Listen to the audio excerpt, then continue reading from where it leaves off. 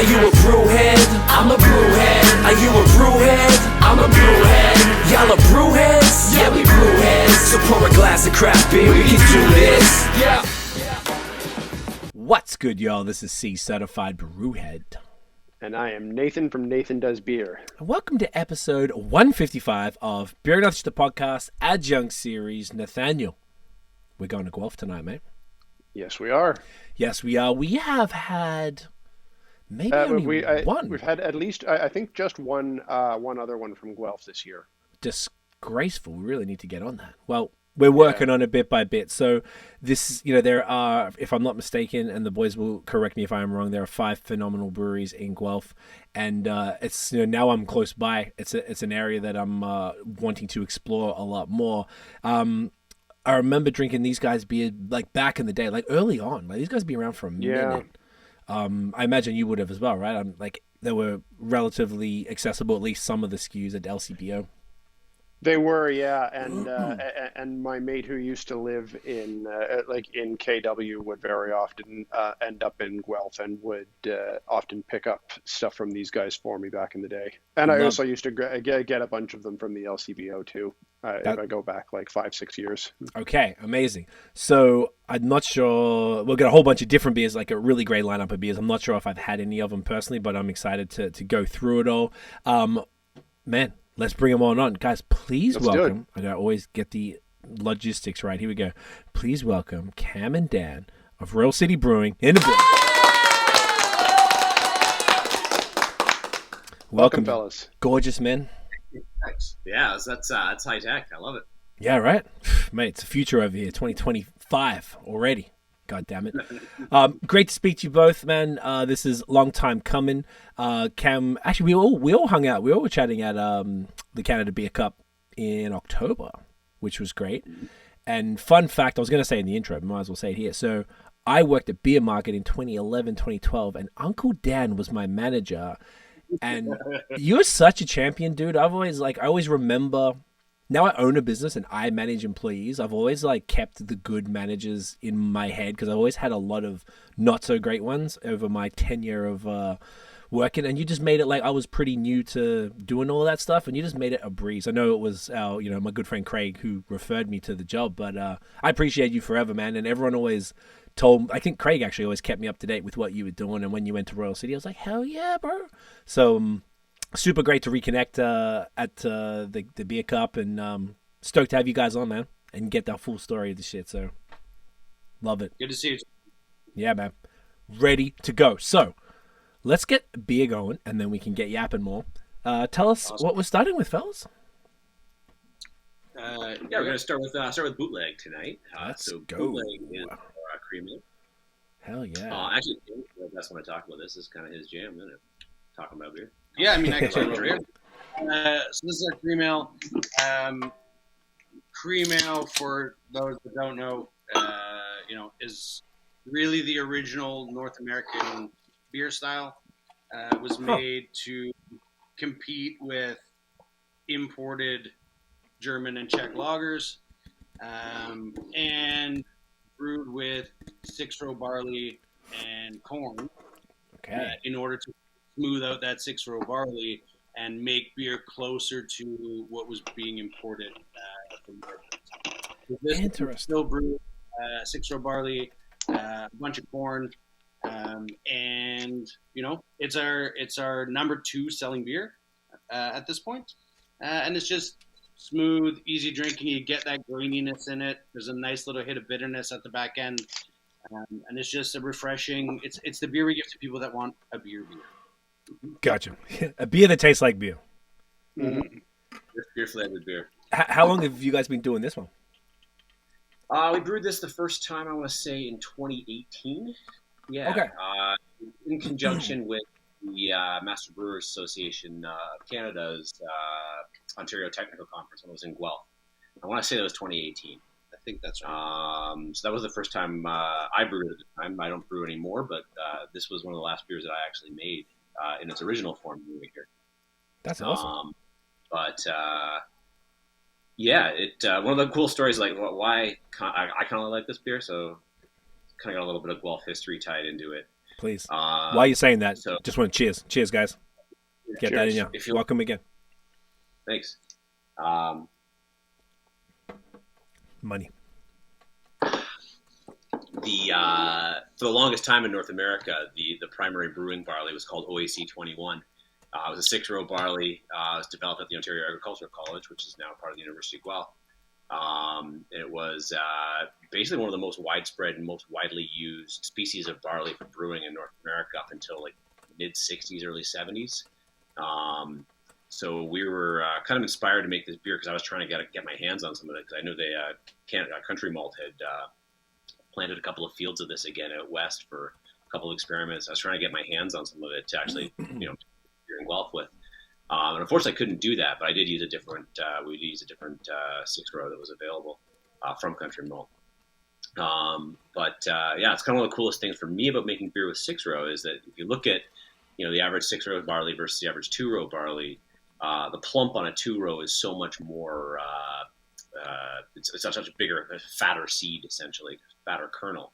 And so a lot of that character you get from those traditional malts is just due to the ratio of organic to starch in that actual barley seed.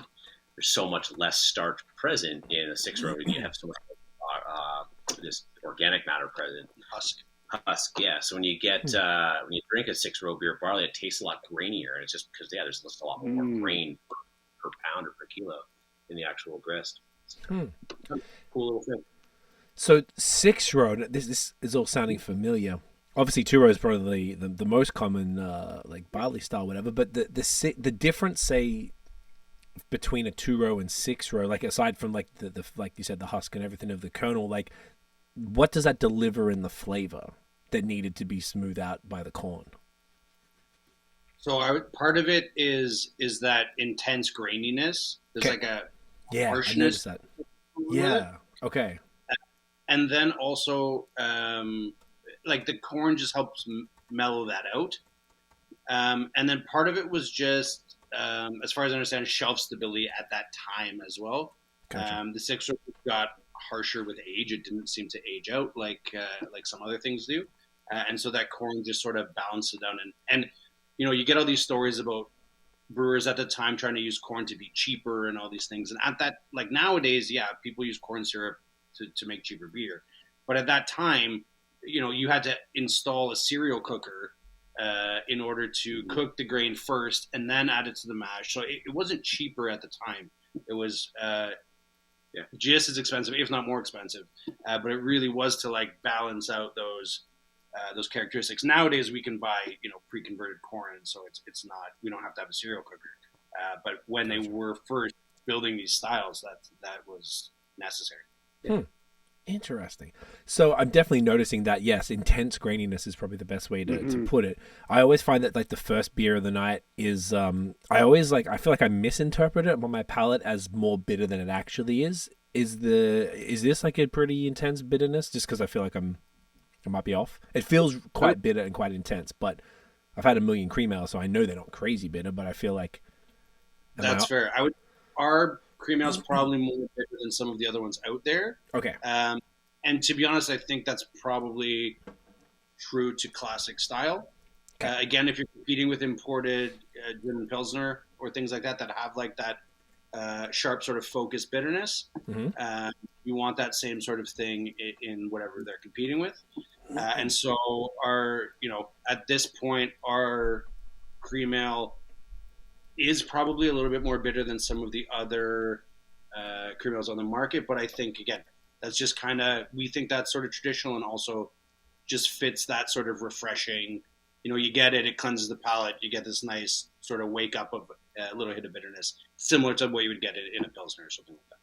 Gotcha.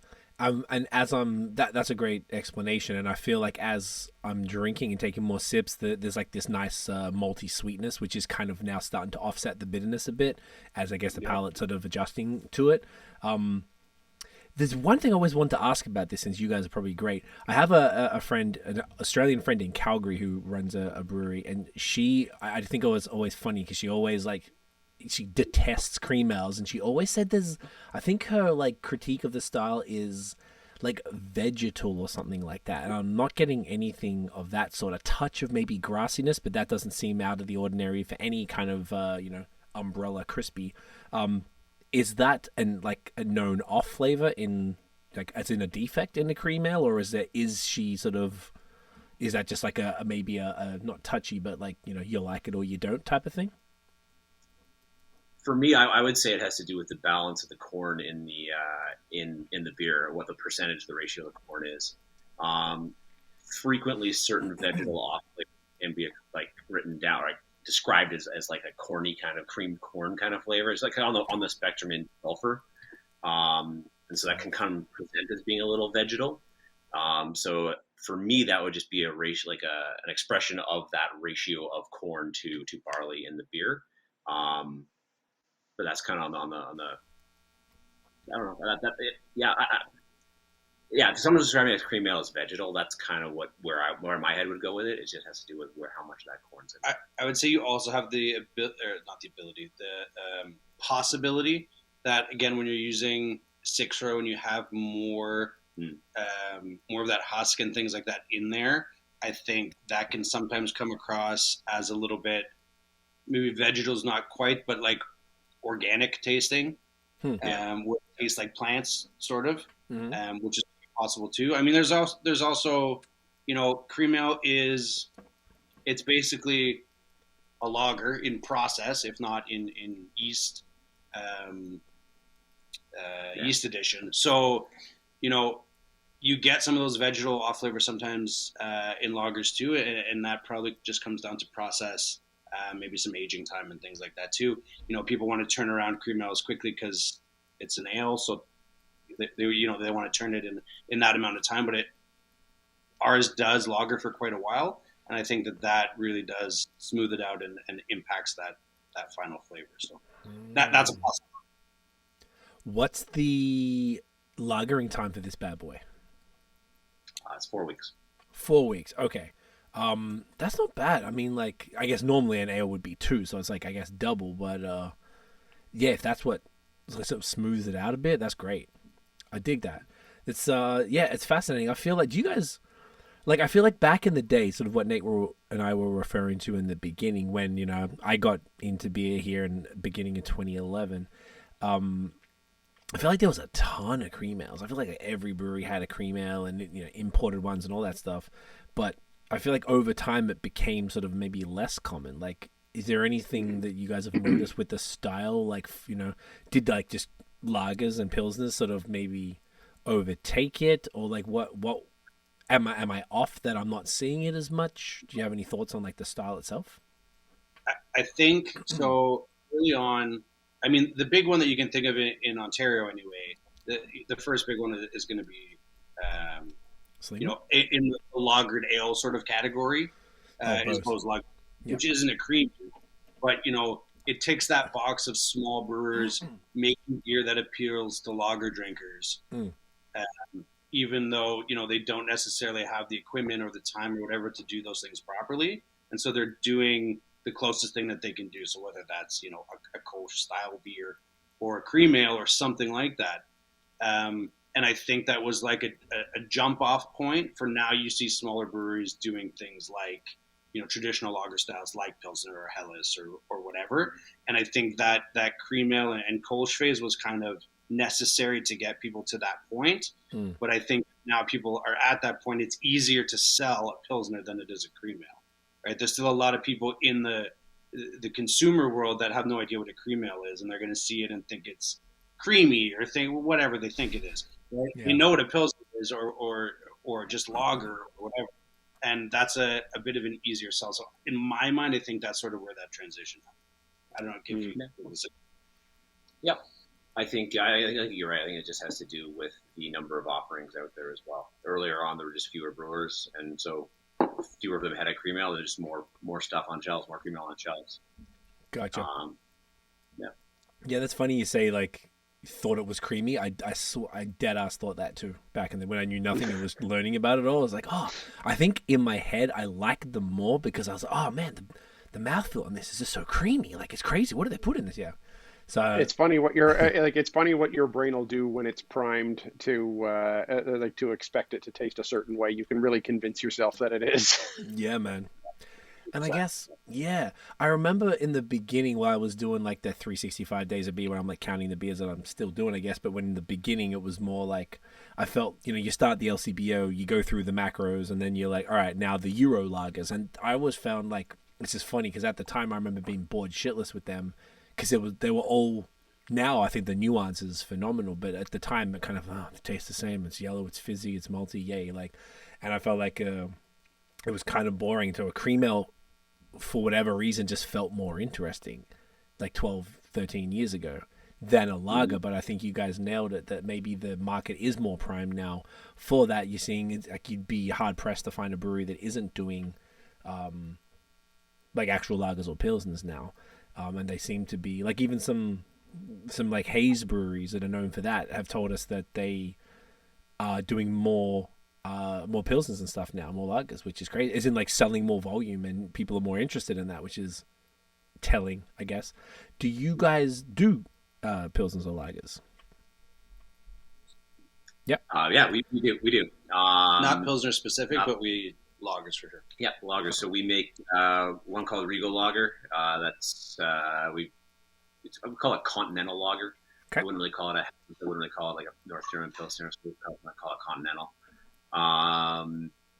We typically brew lager when we don't have a lot of demand in our tank. So generally, like right now, Maddie's laying down 4 or 5 different lagers because we don't, it's Christmas. We're going to be slow into January. We already got the beer package for December, so we're going to be slow through January. So we let that stuff sit. Most of our true lager sits between generally pushing 8 weeks now. So we make Regal Lager. We do Bamberg, so smoked lager, Nice. smoked American. We do Kibosh, which is a Baltic porter. What am I missing? Oktoberfest, yeah, that's obviously that's Munich too. Munich D as well. Those we brew kind of in the end of the summer for Oktoberfest, obviously. Did I miss anything else? We do rice lager. We have done a couple in the past as well. But again, we kind of generally throw all those down this time of year for release, kind of through the end of the winter and into the spring. Nice. Yeah, a little spoiler. I think we're hoping in yeah. February to do a little lager fest here where we'll have 3 or 4 of our own on, and then hopefully 6 or 8 from other breweries for a weekend on at the brewery. So just to showcase the breadth of lager that's sort of in this area. Kind of keep it as, not local, but local-ish. And so people can come down and try a bunch of that stuff. So I think Matt, our brewer's name's Matt, he's brewing right now, actually, otherwise he'd probably be on this with us. Hard-working man. He is doing a Schwarzbier for that, I think, for the first time. Yep. So that should be fun. So we do them. We love doing them. Our joke here is that, if it were up to Cam and Matt and I, we would really only brew German-style lager and probably say, and then nobody would buy our beer and we'd go to business. We do enjoy those styles of beer, and Matt likes making them. It's just like Cam said, finding the time and the tank space to do it properly. Yeah. Gotcha. Now that makes sense. I also find it humorous that your brewer's name is Matt. By far, I reckon like 70% of the beer industry is Matt. I swear to God. It's like every time I tell Tiff if she doesn't remember somebody, Tiff, you guys have met her, my girlfriend. Like every time I was like, just say Matt. You probably got pretty good chance that they're gonna be right. It's so hilariously funny. Why do Matts want to be brewers or work in beer? We have this thing at the brewery here too, where we constantly hire multiple people with the same name. There's 2 Matts right now, but there's always like at least 3 or 4 name overlaps at all times, and it's just like, well, I don't know. Do you think maybe parents in the 80s and 90s were just lazy? Yeah. I love it. That's gold. Okay, amazing. So let's get into the story then, man. I'd love to know how you both got into beer, like individually, how you discovered craft beer, and then kind of your individual paths to, the career, and then how you sort of both ended up at Royal City. Whoever wants to go first. You go first. All right, I'll start her off. So for me, I kind of had my craft beer awakening in 2004 because I'm kind of old. And in 2004, it was my last year at university. I took a class called Beverage Management 2, which was basically, it was a hotel and food administration school here in Guelph. I wasn't in that program at all, but I heard about this thing and someone was like, "Yeah, you got to do this." I'm like, "All right." So I went and did it. Beverage Management 2 was just beer and spirits. So they basically walk you through kind of like almost like a Prud'homme kind of thing, but then more of like the history, more of the hospitality piece of it as well. I remember very vividly, and one of the reasons we make Bamberg now. So that's our smoked Meritzen is the professor. I don't even know if he was a professor. He was just a dude who liked beer. Brought in a bottle of Schlenker Le Rauch beer. So I've seen it at the LCBO. It's Schlenk, I always call it. It's got the yellow label with the writing you can't read on it. Brown. Oh yeah. Campfire in a bottle. Yeah. Exactly. It's ribs in a bottle. And I was just, I fancied myself a beer connoisseur at age 20. I drank 50 and Rickards, not just the Molson Canadian out there. And I had that. I remember very vividly, like, holy shit, I didn't know beer could do this. And then ever since that kind of moment, yeah, I was kind of hooked, line and sinker. So that was kind of my like that. I can drill it down to one experience. That was it. That kind of got me there as a young degenerate. I kind of went out and started drinking as much random beer, or not random, but just as wide a breadth of beer as I possibly could. I had the fortune to go and live in Germany for a couple of years, pretty much right after that. And I lived very close to Bamberg, where Schlenk's from there. And then I was actually in Nuremberg, which arguably is probably one of the beer capitals of the world in terms of just breweries per square kilometer and per capita there. And so I used to drink at this pub called Landbier Paradies in Nuremberg, and they had this little thing on their tables everywhere that was kind of said, there's like in the area around Nuremberg, there's about 150 small breweries. Wow. To like it's like each town has their own one, or each village has their own one kind of thing. They make famous for Landbier there. It's kind of like a step between Keller and finished lager, I would say. It's usually a little dark, not quite amber, but it's like a little on the darker side. Very fresh, usually served out of wood casks. Really fresh, kind of just the best beer on earth. It really is for me, anyway. Still, after all this time, I'd still go back there in a heartbeat to drink anyway. So I used to drink at this bar, and they had this mission that it was like, our mission is to protect these small breweries from Beck's and Warsteiner and these mega concerns, trying to put them out of price practices. And so this pub would bring in, they had a menu with about 15 different bottles on it every week. Menu rotated every 10 weeks. So it was a new menu every week with 10 different guys. You have to wait, 2 months to get the same menu back. And they'd bring in one wood keg from every brewery per week every 3 years. And that was literally the best beer you'll ever drink. It was so good. And it was coming straight out of those tanks that morning to this bar. I put stupid hours in that place. A lot of the years that I lived there. I don't know. After that, I went to the UK for a couple of years as well. So kind of got to hang out and experience all the beer culture there. So when we came back, I did a bunch of stuff I hated. And then, buddy of mine, or like I grew up with, one of my best friends, was like, hey, you like beer, you know how to make beer. I did a little stint at Great Lakes in Toronto there while I was living in Toronto, kind of before I got back to Guelph. I was more just a delivery guy there for a while, but that's where I actually learned how to brew. First time I ever made beer was at Great Lakes, which is, kind of tracing kind of some lineage people through there. It's like I wound up getting Andrew Bartle's job, who now runs the Church Brewery out in Nova Scotia. I got his job. And then Rob Hearn got my job when I left. So it's like Rob of here. Yes. 3 or 4 guys that I know in the industry now all wound up doing the exact same job at Great Lakes over a period of about 2 years. That all went out and started their own breweries after that. So it was kind of a cool little incubator there at right about 2010, 2009, 2010. Cool little incubator there at the time. So we just said, do you want to just start a brewery? And I said, sure. And, what else did he came around about is from that, I guess that's the best way to put it. Arrogance, I guess, is the best way to put it. Yeah, we can do this. Why not? We'll figure it out as we go. I think we've come a hell of a long way in the 10 years now we've been at it.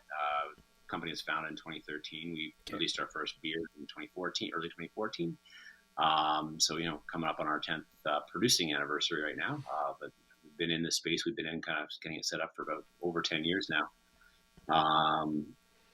We've come a really long way in that time. And when we started, if we started with the abilities and the know-how we started with in 2013 today, we wouldn't have made it out of the first month.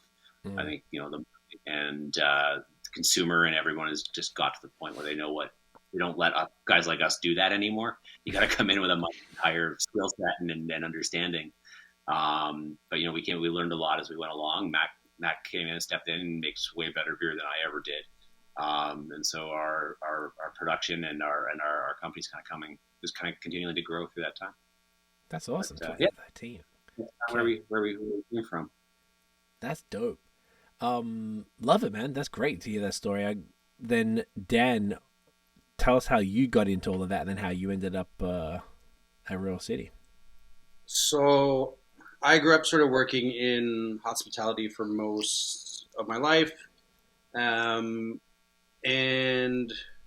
my girlfriend at the time, who's now my wife, when she was done university, she did a postgrad thing at University of Toronto. So she moved to Toronto. I was just bouncing around doing some restaurant stuff in KW. And I was like, you know what? I'm going to move to Toronto too. So I moved to Toronto really for no reason other than she was going there and it sounded like fun. And working through hospitality before that, I'd been exposed to, lots of different beer and stuff. And growing up in Kitchener, Waterloo, you're very exposed to German culture and that's my family as well. And so you grow up going to the German halls and having traditional, German beers and things like that. And kind of just developing a little bit of a palate for beer through that. When I moved to Toronto, then I worked at a couple different spots and then eventually found myself at the BierMarkt where we met. And I don't know, I'm sure you do remember, but at BierMarkt at that time, any server or bartender that was going to work on the floor had to do Prud'homme level 1. Okay, I didn't, but yes. Yeah, because you're a barback, right? Yeah, I was a barback and a food runner, so I was like the one. If I stuck around, I probably would have got there, I guess, but I was not that guy. Yeah, fair enough. So I did Prud'homme to be a server there, and then got exposed to tons of beer through them. Not that I had a good base of just drinking beer knowledge before that, but I did my Prud'homme there, and then really kind of fell in love with that side of beer, with the stories and the ingredients and how that translates into final product. Right. While I was then at BierMarkt too, my career progressed there as well. I started managing. I did my Prud'homme level 2 through them as well, and then I did Prud'homme 3. Around that time, I started taking over doing a bunch of the beer menu stuff there with Nathan Kim, who was the beverage director there. He did all of the beverage for all of the brands, and then he kind of let me pick a bunch of the beers for the BierMarkt menu within some, there were partners that we had to work with, but there were a lot of fun stuff that we got to taste and try. And then at that point, I started doing the beverage, sort of the beer training for the whole company. And I think at that point there were 4 stores, and then we opened the Montreal one and all that stuff too. So I was at BierMarkt for a long time, doing all the beer training, doing all the beer program, sort of managing some of their stores, and then for a variety of reasons. my wife was working for Target at the time, and Target in Canada closed. Oh yeah. We were going to have a baby. We had planned to sell our house already, so we were in the process of selling that. And there were all these things happening at once, and we were like, maybe it's just time to move back home. And so we kind of put the things in motion to move back towards the KW area. And I was looking for a job in this area. I didn't know what I was going to do.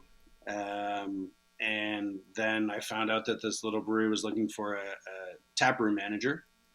And at the time, the taproom was like 4 tables. IKEA's finest. Yeah. And I was like, this is going to be, in the back of my head, I was like, this is going to be my vacation job after doing 80-hour restaurant weeks for many years of my life. And then at the beginning, it was very much so much less time and stress than running restaurants for the beer market. But now over time we've grown the business, and that little 5-table or 4-table tasting room no longer exists. We have a big beer hall now with that seats 120 people and an event space, and patio and all this stuff. So it is definitely no longer that little vacation job anymore. It is a full-time thing, which I'm very happy about. But yeah, it just kind of I don't want to say it was a coincidence, or it just was at the right place at the right time, where I happened to be moving back to this area. They needed somebody to help run that tap room, and it just kind of all worked out. Yeah. Or Dan showed up for his interview in a 3-piece suit with a gold chain on. So we got to hire this guy. He's like, he knows what he's doing. I hope you're not joking. I'm not. Attaboy. I need that photo, boys. That's awesome. That's the one, I guess, right? Yeah. Yeah, you have to. If anyone ever does that, that's the rule. You got to hire them straight away. I love it. Let's jump into the next beer, and then we can keep going down that train. So, what do you guys now? It's like choose your own adventure. What are we feeling? What's the vibes? I would say Exhibition IPA probably makes the most sense next. Perfect. So, this is a Session IPA at 4.5, whereas I think the Cream Ale was 5.5. Yes. And this one's been around a while, I think, right? It has, but there's a bit of a story behind it. So we'll get into that after we start the beer. But we have been making this guy for, I want to say, since 2016, maybe 2015. Yeah. This is our flagship beer. Like this beer sells head and shoulders above everything else. It's the beer that I would say most people know us for these days. If there's long time Royal City fans listening to the podcast, beers like Smoked Honey and Hibiscus Saison and things like that are old school beers that we made. We still make, but people maybe knew us for at the beginning. And I'd say in the last 4 or 5 years, this has been our number one selling beer. Yeah. That makes sense. I was I'm checking on. I always just log into Untapped while I'm doing it, so I don't forget to do it later. And the first two things that come up with those two. Oh no, this is just for my own records. Not like a lot of people hate Untapped, and I understand why. It's just like the easiest way. Have I had this beer? I've had like 8,000 and something now. I'm like, I got to keep track of it somehow. And the first, hey, no, go ahead. No, they were the first 2 beers that came up. That when I type in Royal City, those ones were I remember drinking them back in the day. Yeah, the Smoked Honey and the Hibiscus. People love to hate on Untapped, and especially people in the industry, and I get it because I don't really love it either. But it is, I know so many people that use it as that useful tool that just like, there's so many beers now that you're like, have I had this before? Have I not had this before? Do I want to buy it? Did I like it when I had it? That makes so much sense. Yep. Yeah, it's like beforehand, and this is ridiculous, but I used to sync my Instagram post to Tumblr. Then I used to go into Tumblr, copy and paste it into a spreadsheet, then have to go into like the spreadsheet on my phone. I did that for the first like 3,000 beers. And I'm like, that's insane. Yeah, I'm like, this is fucking redundant. I need to move on. So then now it's just like the easiest way. And I always back in the day when I was trying to just rack up as many numbers, just because the point of what I was doing was numbers, I always reviewed them mostly from the beginning, but sometimes I started just drinking it. I'm like, I'll review it when I have it again. But now I make sure I do it straight away so I know if I've had it, and then I can just drink it for fun, which I'm enjoying more lately because this whole thing's a ordeal. That's our counted min made me that for Christmas a couple of years ago. Where am I going there? There we go. Some spreadsheets, needlepoint. That's great. Spreadsheets and needlepoint. That is spectacular. I love me a good spreadsheet as well. You're a spreadsheet man? Oh, yeah. To my detriment. Yeah. Like, God damn it, Cam. Gentlemen. Cheers. Cheers. Get Yes. that in you. Cheers. Great nose. Glorious. That's nice, man. So this is more like, I would consider this like it's American pale ale type of style. Yep.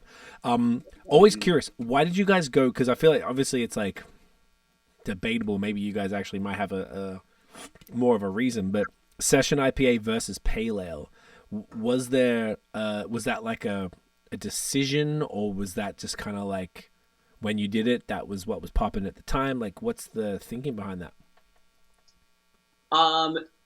It's a great question. The rationale for me when we named the beer a Session IPA is that it was clearer what it was versus a pale ale. Okay.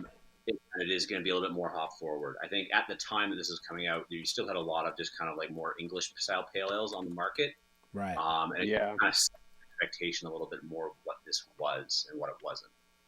So if we call it maybe an Yeah. eight, is that nomenclature going to be as clear? Maybe nowadays, Maybe now, but maybe not so much then. So yeah, we went Session IPA just because, hey, that's what this is. It's a low alcohol IPA. Gotcha. That makes a lot of sense, especially because you said it was 2016 that this started. Oh, I was Yeah, I want to say,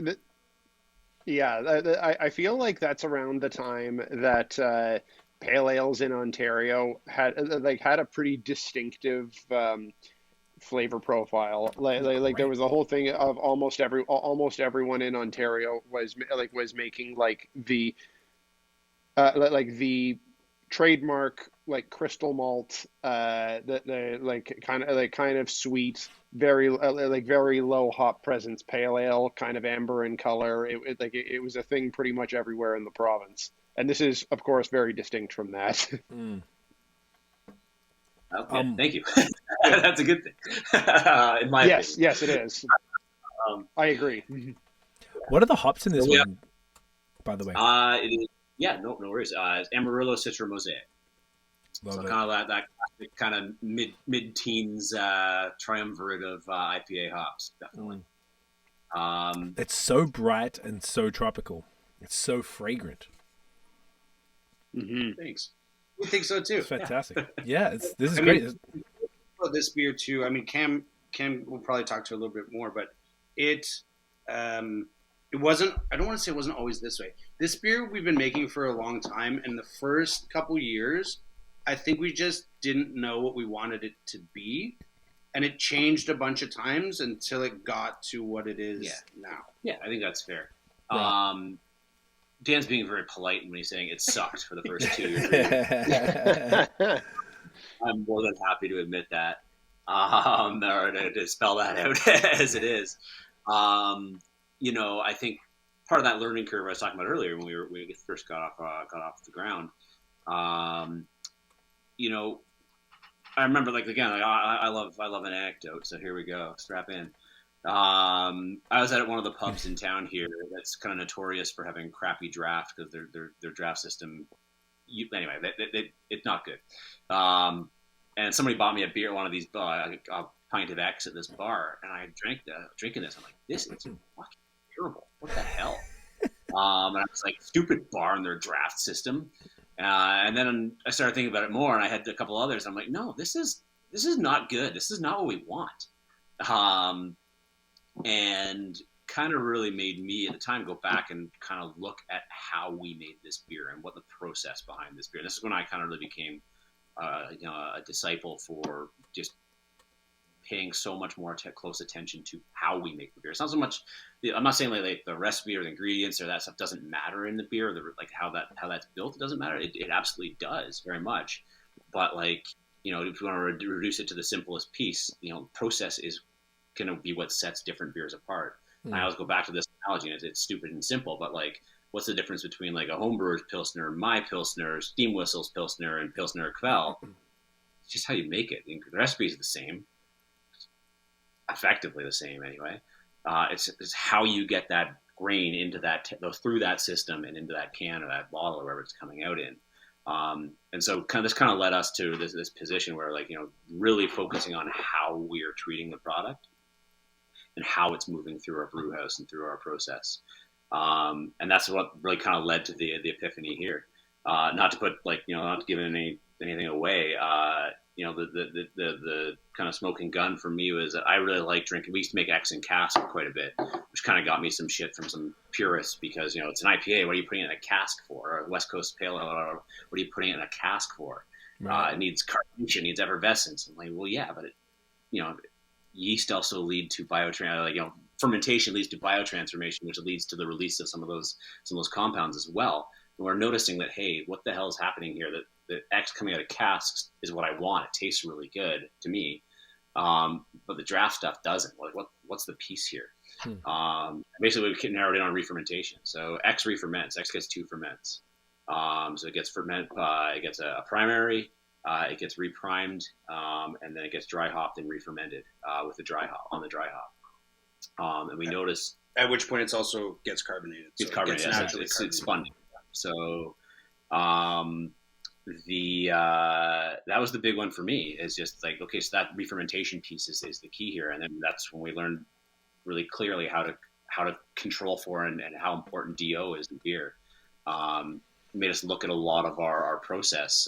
We did the math on we have food grade CO2 coming in according to Praxair or Lindy now. That's 99.9 or 99.8% pure CO2. Well, it's 0.2% air.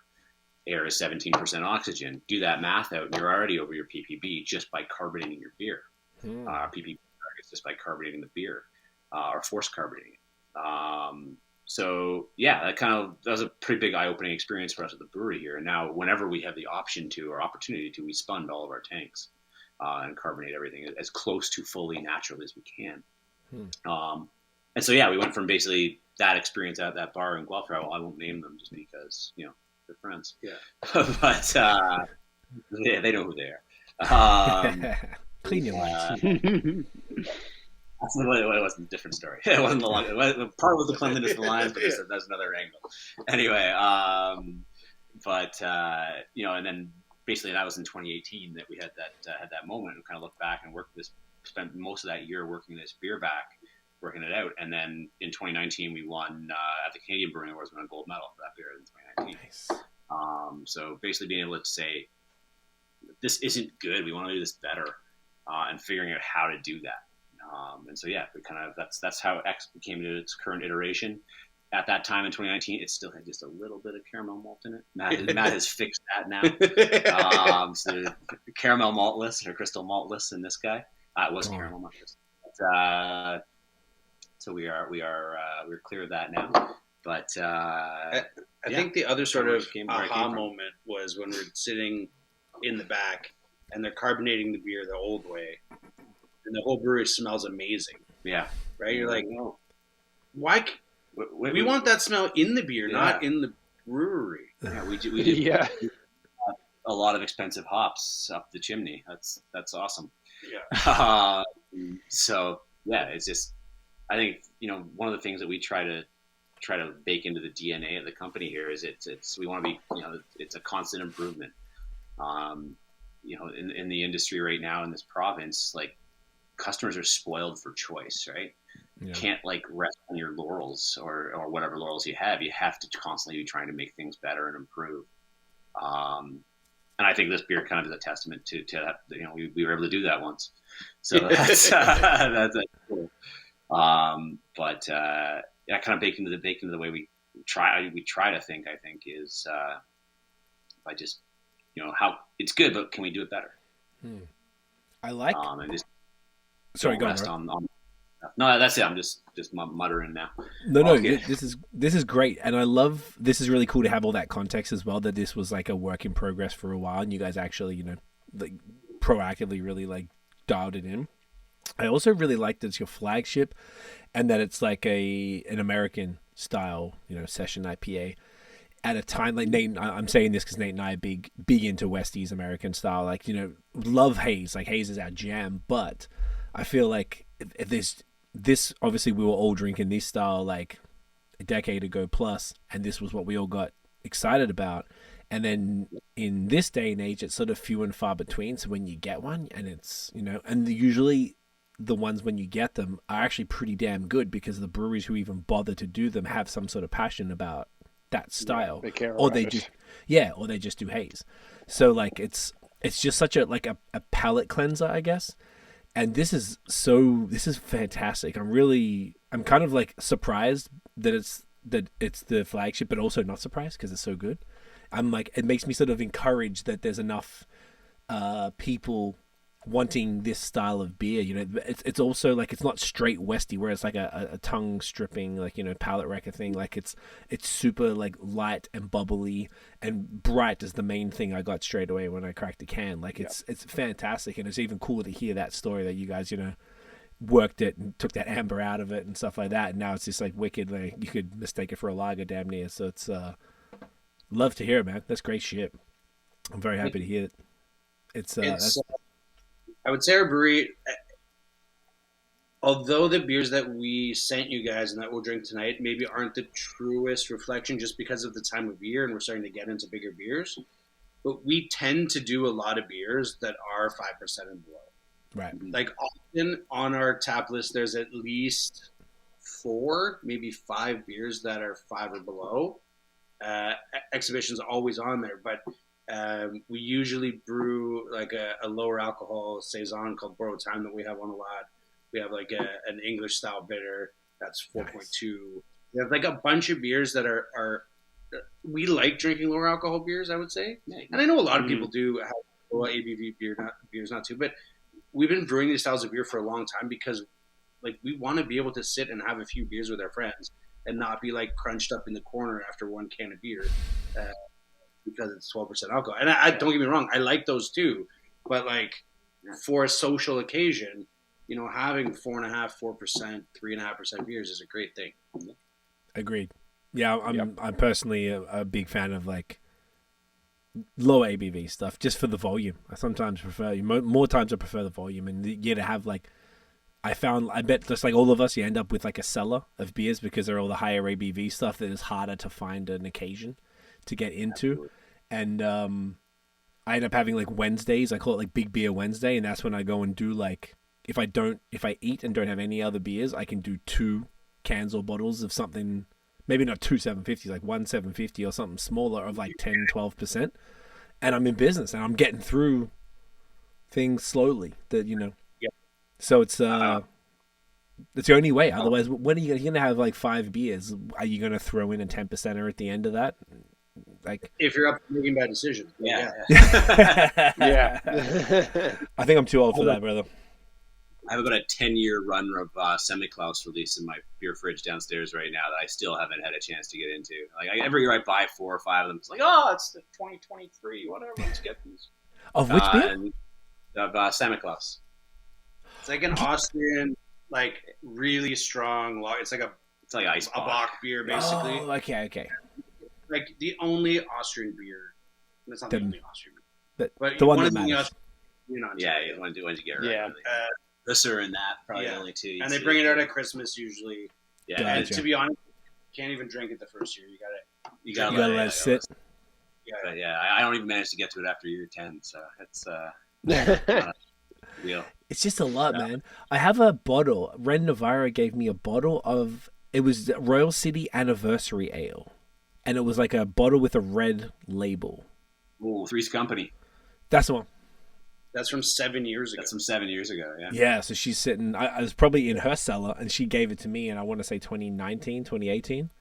And it's just one, how it goes. It's just, what's the ABV on that? Yeah, what is the ABV on that? It's 11.9. What's the style? Okay. It's a wheat wine. A wheat wine. Oh, okay. So that should be holding up just fine then. Oh, that's great. Okay, so I think we have one still. I might have one in there. Yeah, I don't know. No, I don't. No, But yeah, don't encourage me. A few out in the wild still. I'd be very interested. It's actually more than 11.9, but for excise purposes, it's 11.9. I like that. Yeah. I feel like I wasn't ready for this style when I got this. Now I'm about it. Oh, you're much better with that now. Yeah, I was a bit soft back in the day. I just wasn't into like barley wines or wheat wines or anything. And now I'm like, one of my boys told me, he was like, "Why do you like stouts, the big stouts?" And I'm like, it's chocolatey. It's like, like it's they have all the whatever. It's adjunct. It's just this big beautiful thing and coffee and all this stuff. He's like, well, think of a barley wine as like that, but like caramel and nutty. And I was like, okay. And then I started trying barley because I don't know. I felt like it was just not my thing for a while. Now I'm like, oh, okay. So then I've had a couple wheat wines now as well. And I'm like, all right, I'm with the shit. So 7 years is I have to bust that out soon. Might do it over the holidays. I'd be very curious how that's tasting these days for sure. I'll definitely message you when I have it. It was a little hot when we released it for sure, but okay. 7 years. I'll take the edge off. Should do it. 2016. Yeah, okay. I think you're gonna have to. I think you're gonna have to make that like a Christmas Day beer or something. It's not a bad idea. I'm trying to already start thinking about that because there's so much stuff. I'm like, all right, how are we gonna do this? Just to try and get people over to like split it. Just that's the other way is when you got to split it. Yeah, you got to already be thinking about your holiday lineup. Because like, who does bottle shares anymore? I feel like COVID kind of ruined bottle shares. You know what I mean? And that was I had one in January 2020. Oh, bro, I've never vomited so hard in my life. We did I think we had, I want to say 13. It must be more different goods. So it was with like my mega beer nerd friends in Montreal, and they did a blind guz tasting. So they had this whole thing so nobody knew. There was 4 of us, and we had all of these mini glasses, and they all had to bring their glasses because one dude didn't have enough for 4 people with 13 glasses each, and we all had to kind of like guess which ones they were. And I'm like, I don't know. And then you have that, and then in between, let's have a break. Let's have a 12% Bar Canada Stout, and let's have this haze. And then all of a sudden, like 30 beers later, I woke up with my girlfriend at 4 a.m. just aggressively monster vomiting, and now I don't do bottle shares. I'm too old, bro. Too old for that shit. So I want to enjoy this beer. That's why I don't want to like bust something like that out at a ridiculous time. It's got to be right. All these beers are too good to just be like putting it in the toilet. You know, it's my kind of. I mentioned before that when I was living in Toronto, I did Prud'homme. And I eventually ended up doing my Master Beer Sommelier certification through Prud'homme as well. But I remember we did our Belgian tasting day. Mm-hmm. And so we're tasting like doubles and triples and quads. And we're halfway through that. And I had to call, at that point I was living back in Kitchener and driving to Toronto once a month to do my class. And I had to call my buddy Tyrone and just be like, hey man, can I sleep at your house tonight? We're doing thing, and I don't think I should drive home. And he was like, yeah, sure. He's like, isn't it like a class? Yeah, it's a class. Like, okay, great. Yeah. Hey, to be fair, that beverage management 2 class that I went to, back in the day we used to have a newspaper to pick your classes, and it said in bold type in the newspaper, do not drive to this lab. So I'm in. You're like, best class ever. Yeah, those are some heavy hitters. All the Belgian, I learned about all the Belgian stuff at BierMarkt because I remember, Dan, you bust out like that golden Carolus stuff. So I don't know why, but I remember you were in some of those beer photos back because you're just like, yeah, let's bust that out. And you got that post shift beer, and you were telling, just guiding me through it because I didn't know what Jupiler was, or what's that wicked strawberry? Starts with F. Truly. Oh god, that changed my life. I used to get that all the time. Then I started buying the 4-packs from the LCBO. Fruity was the best. You had a little nice little raspberry strawberry cookie, chocolate covered cookie with that shit. Oh my god. Buying 4-packs, there goes your that shit was expensive. It was, right? And they're 250 ml bottles, those little guys with the little foil. But it was cool to learn about the Belgian stuff. Yeah, it was dangerous too. But it's I can imagine doing a class is bad enough working at a place that had that stuff. And I wasn't a bartender because I don't know if dudes are just one for you, one for me. or I didn't have access to the taps like that. Although I did have access to the beer fridge, but I was not a thief, unfortunately for me. Fortunately for the business, I worked the Toronto Festival of Beer once Ooh, with BierMarkt, and at the end, we were all like, okay, well, we can all have a beer now, but the only kegs that were left were Fruity. And I think sick. I drank like 3 pints of Fruity. It becomes a lot. boy. It becomes a little much after a while. Like, it tastes Yeah. good, but halfway through even a pint, you're just like, this is a lot right now. The diabetes is hitting. Oh man, I feel like that was almost like that, and those Mortsu. I don't know if I'm Mortsu beat the creek, and they also had I think a strawberry as well, if I'm not phrase in the creek. They were like the precursor almost to like smoothie sours. I felt like Fruity was like, I have to have it now. Maybe I'd be like, okay, it's not, but in my head, it's this thick, like strawberry shaky type of thing. It probably was not. But it's less shaky, but it's a little bit viscous because it has residual sugar in it. Gotcha. Right? So Yeah, like that it's explains going to be more viscous than a typical beer, but it definitely wasn't like the smoothie stuff that people are making now. Gotcha. Okay, I gotta have them again recently. I just used to get them back in my early days. I'd get them because of BierMarkt as like a weekend, like the last beer of the night. I would split it and have it with dessert or something, and it was just like such a treat. It was just so good. Yeah, man. It's a whole. Pardon? Did you ever mix it half and half with delirium? No, you didn't tell me about that. Oh, jeez. Worst manager ever. It was called delirium. Yeah. What did it do? Did it just mellow it out a bit or something? Or? Yeah, it was just like strawberry, and then super delirium's like whatever 9% alcohol or whatever. I thought 7, something like that. That delirium glass and topped it up with Fruity, and then people just shot a shooter. Yeah. Oh man, I missed out. It's because I wasn't a bartender. I got That's screwed. dangerous. Bro. I like that. That's money. I know we had a whole tangent right then. Where were we? Okay, opening of Royal City. So 2013, completely different landscape at the time. Absolutely. What did that look like? What beers did you guys open with back then? Yeah, day one, I want to say we had 2 stouts, because why not? Hell yeah. We had smoked honey. We had a dry hopped pale ale, we call it, and still call it that. I guess we need a better name for that these days. I was very literal back in the day, and I was like, probably from my time in Germany, I was like, this beer has dry hops in it, and it is a pale ale. They just call it dry hop pale ale. Kind of like what it says in the tin. We got away from that now, thankfully. Got brands. Better at the marketing side. The main thing that didn't make sense was on beer menus. We'd be like at beer bars, and it would say like Royal City Dry Hop Pale Ale, and then in the style part it would say Dry Hop Pale Ale. You're so nice they named it twice, right? Yeah. But we opened with that. We opened with 2 stouts. We opened with smoked honey. I think we had something Belgian-y on too, or Belgian adjacent. Kind of a weak attempt at a saison, I would say, or Belgian pale ale. But yeah, we opened on opening day. We had 6 beers. The first beer we made that I kind of made was smoked honey. That was kind of the one that we wanted to just do something a little different. That's kind of why we were a little late to the game with something like our exhibition. Early days, it was like, hey, everybody makes IPA. Let's make something different. Let's do something different. And I was wrong. Everyone makes IPA. Everyone wants to drink. So we started doing things a little differently with that. Basically, again, it's kind of just an experience, a mashup of my kind of background and my experiences. I love South German lagers. I love smoked lager.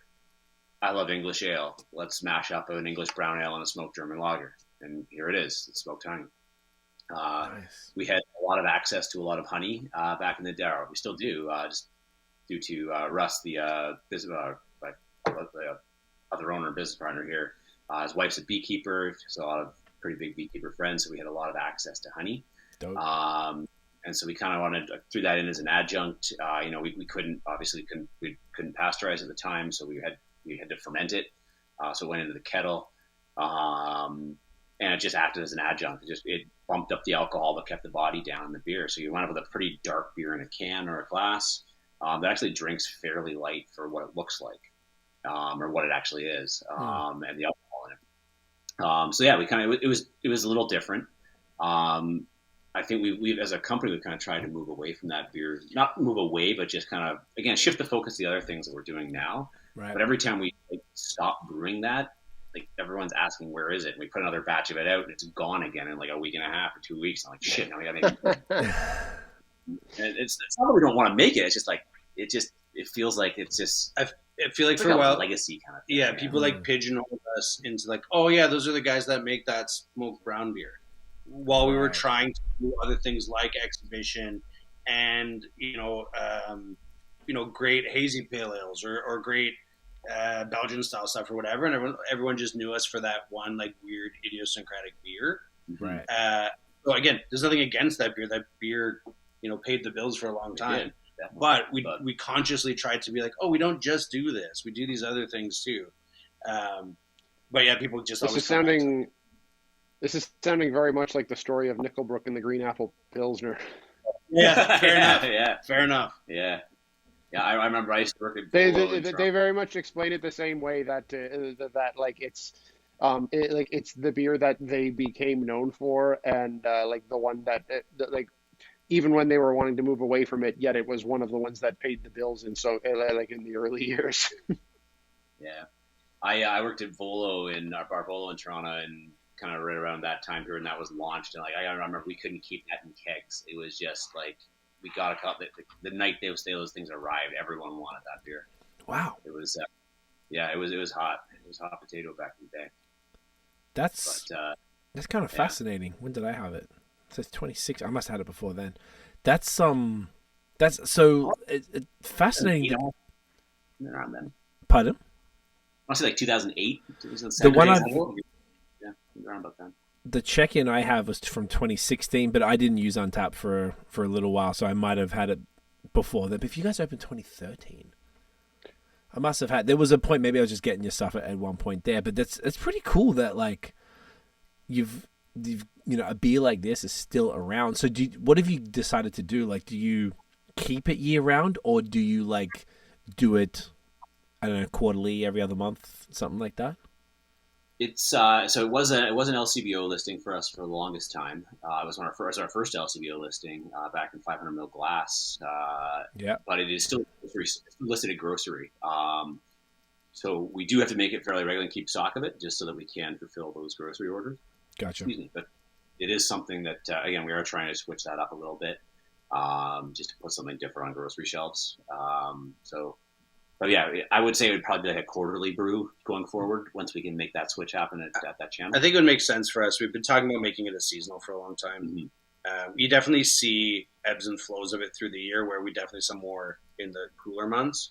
Mm-hmm. Probably makes sense to do it more in the fall or whatever. Yeah. But again, having it in the grocery store right now commits us to doing it on a regular basis, which is fine. But yeah, it's just one of those things where it's like, like we said, we don't want to get away from it. There's nothing wrong with the beer, but you do all these things to like try and be like, yeah, we're doing these other things, and then people are like, where's the smoked honey? Okay. Like, God damn it.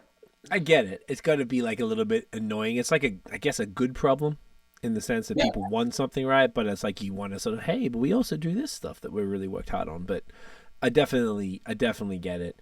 It's as long as people are drinking it, we're gonna make it. So that's it. People buy it. This is going back to that. I didn't want to make IPA because everyone does. Well, you don't get to tell the market what it wants. They want. Yeah. You listen to what the market wants, and you provide. Yeah. Yep. Yeah. It's ideally would it be great if we could focus on other things that we do well. Yeah, but ultimately people want to buy this. They want us to make it. We're gonna make it. Yeah. No, it makes sense. It's very cool that once again, just that people still are interested in a beer that's sort of like time stamped a little bit. Absolutely. Like, I think it's kind of cool.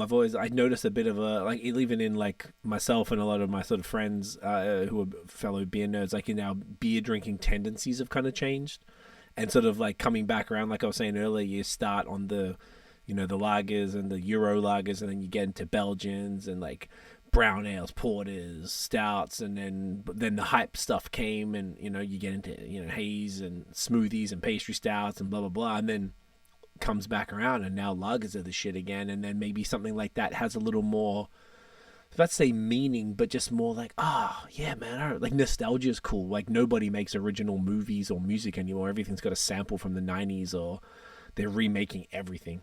So it sort of makes sense. That's just kind of part of culture from what it seems like. And you're, bringing back a beer like that people are just like, yeah, man, I love that in 2013, 2014. So they might get excited about something like that, but whatever pays the bills in this economy. And very much, it has been a beer that has evolved over the years for us as well. It is not the same beer that it was in 2013. Right. And part of that is a reflection of how some of that taste has changed, how people's taste and expectations have changed. I think it's a much better beer now than it was in 2013. So, but it's it is definitely, as you say, a time stamped. I think very much. Love that. Yeah. Never a bad thing. On that note, shall we hit the next? Probably time to crack open another. Yeah. What do you say? So I would say let's do Goldie next. Mm-hmm. What I thought you were going to say. This is our. He is a professional beer drinker. Yeah. It's our pale ale. Sort of fun story about this. We have obviously we had Exhibition, which is that same sort of orange color as the top, and then we have like a full strength hazy IPA called Riverside, which is sort of green color on the bottom. And for a long time, we didn't have anything sort of in the middle. Right. So during COVID, because before that we sold a lot of our beer in growlers and things like that. Mm-hmm. A lot of one-off and experimental stuff. Yes. We had to move to strictly cans. We just thought that was a better move. And so we had to come up with a way that our designer could make one-off cans in like a quick, affordable way so that we didn't have to pay long design times for like every single new thing we wanted to put out. That makes sense. And we came up with this like split thing, and usually there wouldn't be a logo in here. It would just say the beer name. And so we did Goldie a bunch of times to be that sort of middle ground between Riverside and Exhibition. And then eventually when it got, the recipe that we wanted to move forward with, it got its own label. But we kept the split thing because it kind of pays homage to the two beers that came before it. And also most of our core hop forward beers at Royal City are named after parks in Guelph. So Exhibition is a park, Exhibition Park, and then Riverside is Riverside Park, and then we have Golden Mills Park here in Guelph too. So Goldie is named after that. Yeah, it's like an old mill room from the 19th century. Nice. Okay, I didn't expect it. I thought this would have been. I know you just kind of explained it there, but I would have expected this to be maybe more on the American side. But this, I guess, is like a. Would you call it? This is just like a hazy pale ale. Yeah, the hazy pale ale. Let's see it. I was expecting kind of the same, and then when I started to pour, and then I also got the nose too. Like there's a powerful tropical nose on this. I'm excited, gentlemen. Get that in you. Cheers! Yeah. Cheers. Hell yeah. Right. I think it fits our sort of our style of beer in that it's still pretty light. It's easy drinking. It has those tropical notes, and it has a little, a hit of bitterness in it, maybe more than some other hazy pale ales would. And I think as a company, we tend to think that bitterness provides a refreshing note on the back end of beers. Mm-hmm. Not that there aren't great hazy beers that don't have a ton of bitterness in them. There definitely are out there, but ours tend to have a little bit more, and that's on purpose. We do like even hazy beers to have a little bit more bitterness than maybe some other breweries do. Our beers as a whole aren't super bitter. We're not that brewery that's like pushing how much bitterness we can put into beer. But we do definitely like to have it there just to have that pop of sort of refreshingness at the end. I think it does a really good job of resetting your just a little bit. But it also, for me, it's like I don't want to drink always. Well, sometimes I want to. Actually, let me start again. The thing for me is because sometimes I do want to drink beer that's one to me. Like it's just what it is. But I kind of like there to always be a little bit of a journey when you drink a beer. You know, you want to start somewhere and wind up and take you somewhere. And so I think like just having it do one note would kind of be a disservice to what we kind of like to do as beer drinker. Or me as a beer drinker is just kind of have that little kind of progress as you're going through that sip. And it does a couple of things and takes you a couple of different places. I feel that. That makes sense. What were the hops on this one? This guy is after your own heart there, Craig. It's Antipodean Wonder. It's all Galaxy and Nelson. So let's go. What did you call it? Antipodean Wonder. Ooh. I like it. Yeah. I'm here for that. Yeah, man. This is solid. This is like super crushable, light and creamy. Very different profile. Like the exhibition is like spritzy, and this is more of that creamy kind of more slightly decadent. Even though it's like only a touch more ABV. Very very drinkable, bright and tropical. Wicked hot burps off this bad boy.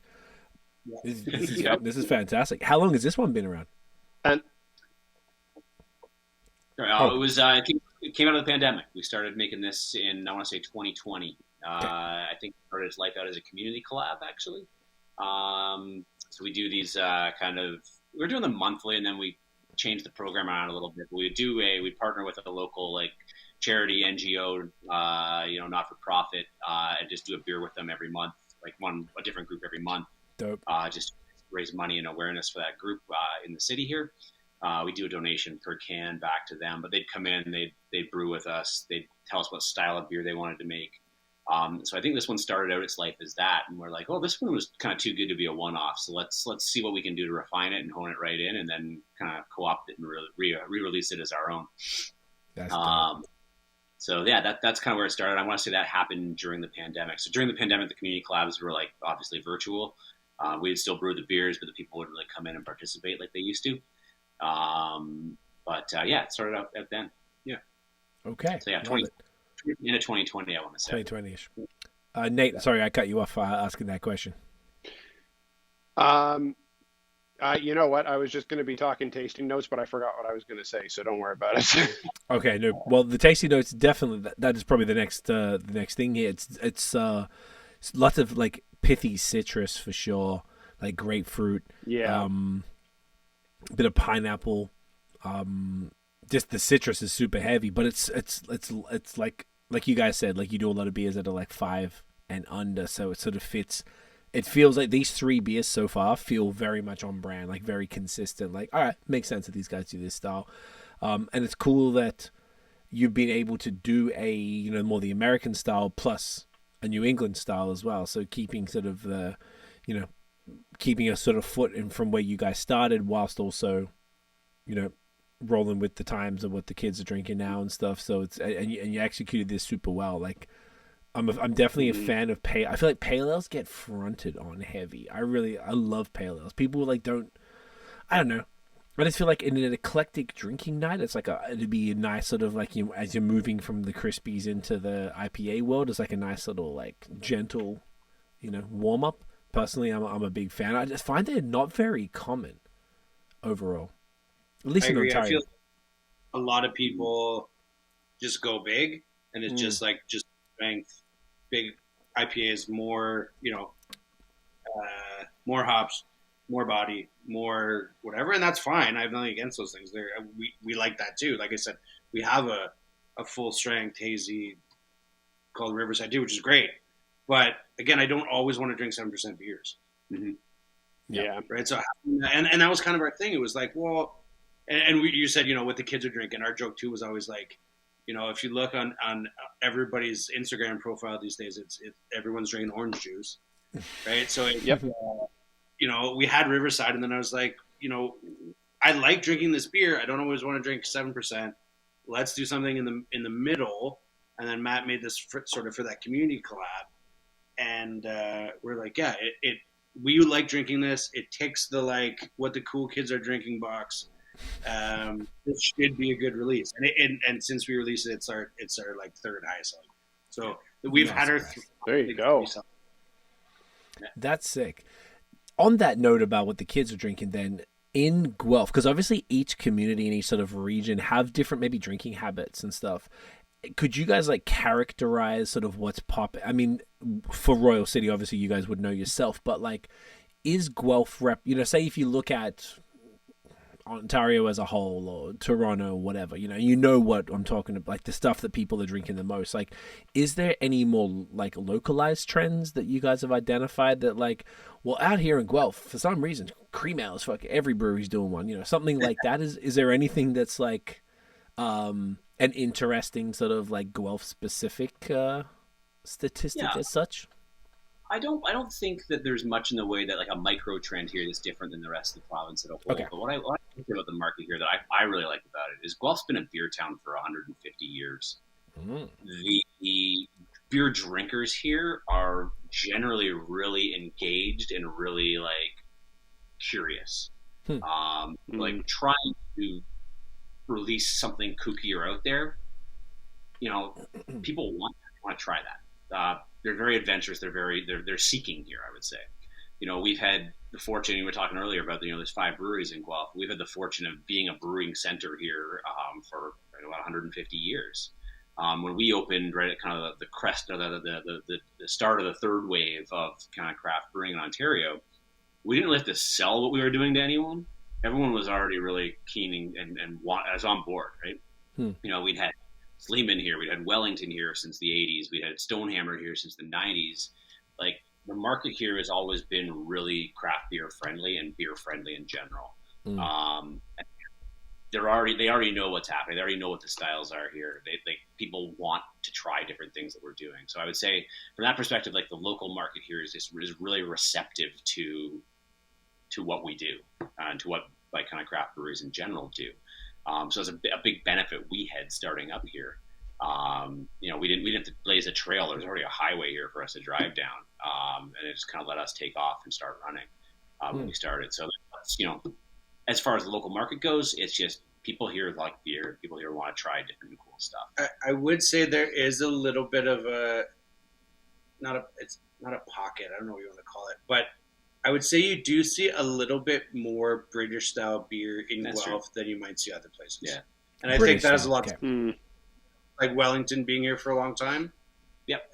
They kind of that stuff back in the day. They do less of it now, but there's a lot of like older drinkers here that grew up or came up or whatever drinking those sort of English styles from Wellington. And so we do some of those styles too, to be sort of true to the area. And to be fair, we like drinking them too. But there is a market where a lot of people have a hard time selling, an English bitter. We sell our English bitter really well. Like it goes quick. And so you have those drinkers that are kind of used to those styles that maybe you don't have in other places. Gotcha. Okay, that's good context. I'm trying to get like a bit of a feel.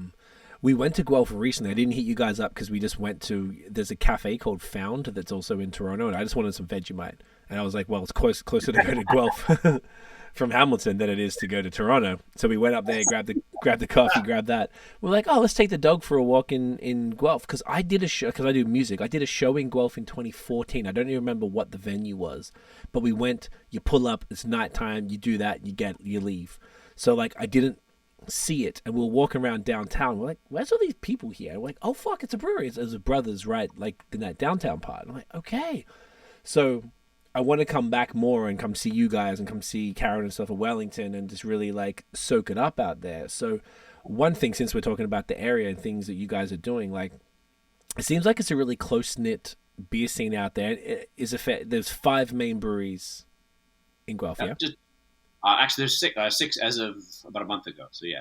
Who's the 6th? We had Wrinkly Bear. Oh, really? I think up in Grand Valley. They just moved down to the city, the big city. They came down in the spring and they opened up about maybe a month and a half ago. Yeah, I think they were up in Grand Valley though for a while. Like they're not they're not a new brewery. No, they're not new. Excuse my extreme Ontario ignorance. Where's Grand Valley? About 30K west of Orangeville. Okay, Orangeville is where Sun and Hill is, right? Kind of. Sun and Hill's kind of east of Erin. Yeah. close anyway. South of Orangeville. Yeah, it's the Gotcha. same neck of the woods. Same Yeah. neck of the woods. So Same general Caledon region. Gotcha. Just kind trying of, to- yeah. Little north of Caledon, but yeah. Little north. So if you go out Highway 9, like it's out Highway 9 from Orangeville. Gotcha. Okay, word. So with Wrinkly that, Bear, okay. Wrinkly Bear, is that what it's called? Okay. Yeah. Yeah. Check that out. So one thing I think that you guys are doing that, we've been talking about, for the last little bit with you guys, is the Guelph.Beer bus thing, which I just think is like, I feel like I bring it up to a lot of people because I just feel like it's such a phenomenal initiative, and it's like, isn't it just, it's still crazy to me, like even after all these years of talking to amazing humans in beer and just understanding this collaborative like approach to the industry that is completely unique to beer. The fact that you guys have all come together and then you work with the city and you've got this, I mean, you guys can probably explain it better than I can, but just... You do great. Carry on. Okay. I mean, you guys have, please correct me if I miss any of the nuance of it, because I just think it's cool. So I'm coming at this from just like a passionate consumer. Like, you've got this series once a month, and I think it stops this. Has the last one happened? Or this the month? last one's 16th. Okay. So you have this bus that goes between all of the 5 breweries, and I imagine you'll probably bring the 6th in on the initiative, and it runs on one Saturday per month between 12 and 7 p.m. Is that right? That's right. Yeah, paying attention, Cam. And basically, it allows people to go to Guelph and just kind of jump on this bus. It runs every 30 minutes from all the brews and take you around, so you can go to all of the 5 breweries in an afternoon, afternoon to evening, safely, and not have to worry about it and go and, it encourages sort of, keeping it local and spending the money locally, getting 5 completely different craft beer experiences at all of these breweries. I imagine there would be different sort of food options and all that type of stuff in each different place. It's just, I've never seen anything like it. I've never heard anything like it. I just think it's such a phenomenal collaborative idea. And, working with the city, and you guys are all funding it and splitting it and, working on it together and coming up with new ways to make it more inclusive and do different things. And I'd love to just hear how that came about and sort of, what you guys are planning to do with it. It's just, and I'd love to see other cities, copy paste that shit and then, put their own little twist on it. It's brilliant. I think it's just so good for an industry. When we always say on the pod, like, in this economy, it's rough times out here. We're seeing those 2 brewery closures, I think this week alone, and now 3 this week alone, which is, or maybe one was 2 last week and 1 this week. Either way, it's fucked up. And it's really sad. So like something like this beer bus really does help in this time more than anything, and it's not at no cost to the consumer. Like, it's completely owned by the city and by you guys who are really coming together to do this. So please, I'd love to just hear a bit more about it, please. Yeah, I mean, you got it pretty much all laid out right there. That's pretty much it in a large nutshell. We started this organization. It really just kind of came out of like you say, it's about community. It's about we're all in the same boat here in as brewers in the city. And there's some days that I'm out of this hop and I pick up the phone and it's like, hey, do you have any of this? And I'm like, yeah, of course. And or hey, our keg washer just took a dump. Can we wash some kegs at your place? And it's like the answer is always yes, right? So like we've got these kind of natural kind of networks amongst the 5 of us at the time. When we first started this, it was Stonehammer was still around. It was before Fixed Gear was in business. We first started kind of moving towards this organization called Guelph.Beer, which ultimately became called Guelph.Beer. And we just kind of wanted to create like a more formal way to approach each other to ask for things. I guess that was it. It's kind of like, hey, who are we supposed to talk to at Sleeman when I need some lab work done? Like, that's really what it came down to. And so you had some of myself, you had Brent from Wellington, the owner of Welly, and Brad, the marketing director of Welly, and the former owners of Stonehammer, and the brothers from Brothers, and Chris Williams, who was the innovation brewer at Sleeman. We kind of all just got together and just kind of sat around and started like, okay, basically let's just have a few beers and shoot the shit. That's kind of where it started. And then it kind of got a little more formal. We got to like, okay, well, what can we do? Like, we have this really cool beer culture and beer scene in Guelph. I think I mentioned, it's a 150-year-old beer town in Ontario. we've got this really kind of cool setup here as well, because for a city of our size, we're pretty much the only place in Canada where you have a complete representation across the brewing industry. You've got a brew pub downtown, so pretty much as small as it gets, and you've got the third largest brewing facility in the country in Guelph, in Sleeman. That brewery is the third biggest plant in the country. You've got Welly and a regional brewer. You have us and Stonehammer and now Fixed Gear as kind of like local breweries, distributing breweries. And so it kind of gives a really good cross section of the industry as a whole, from both a consumer and from anyone interested in looking at it. You put BSG's Brewery Supply Group's main Canadian operation in Guelph as well. Escarpment Labs is based here as well. You've got this really kind of nexus of the industry in one spot. And so we kind of started talking more about that. We're like, hey, well, we should share that with more people. We should figure out a way to kind of amplify what we feel and kind of broadcast that outside. And so we formed this organization. It ultimately became called Guelph.Beer, because apparently like the dot thing is something kids were doing at the time. The kids. Guelph.Beer. The internet. The internet. So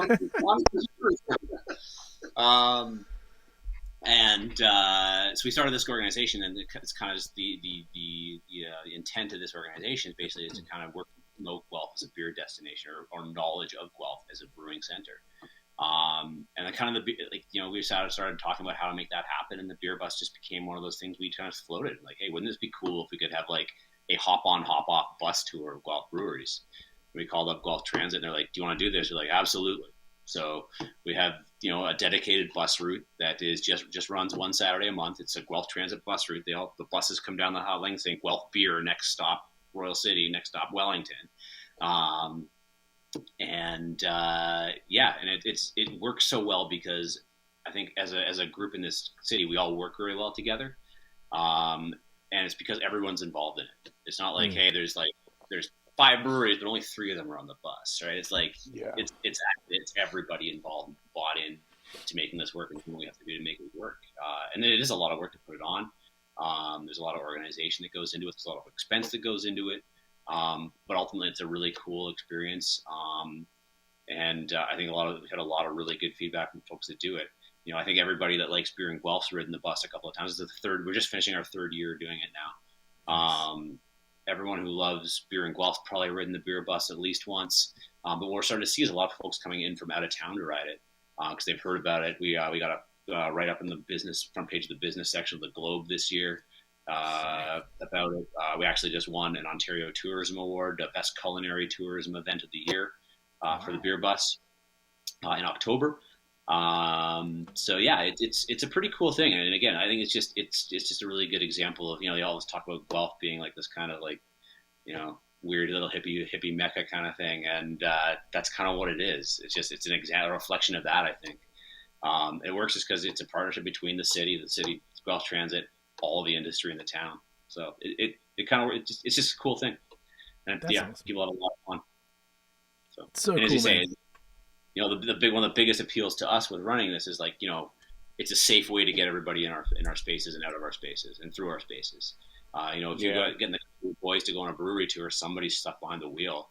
Someone's not having a good night, or as good a night as everybody else. This is a way to avoid that. You drop off any one of the breweries, you start and stop anywhere. You get someone to drop you off. You get on the car with your boys, and away you go. Or boys or your girl, whatever you have. And like Cam said too, the cool thing is that you do have all these breweries of varying size and age.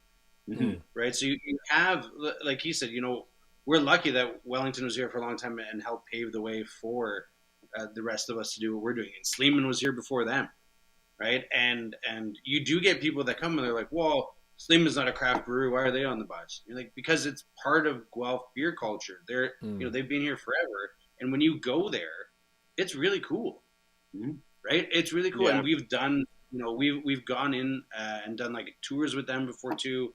And the amount of history that's there it's awesome.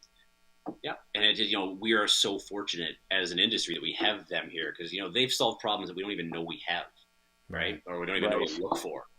And so when you say, hey, what's going on? Like, this great example, very early days, like in our first 2 months of being in business, we couldn't carbonate our beer. Our beer wouldn't carb properly.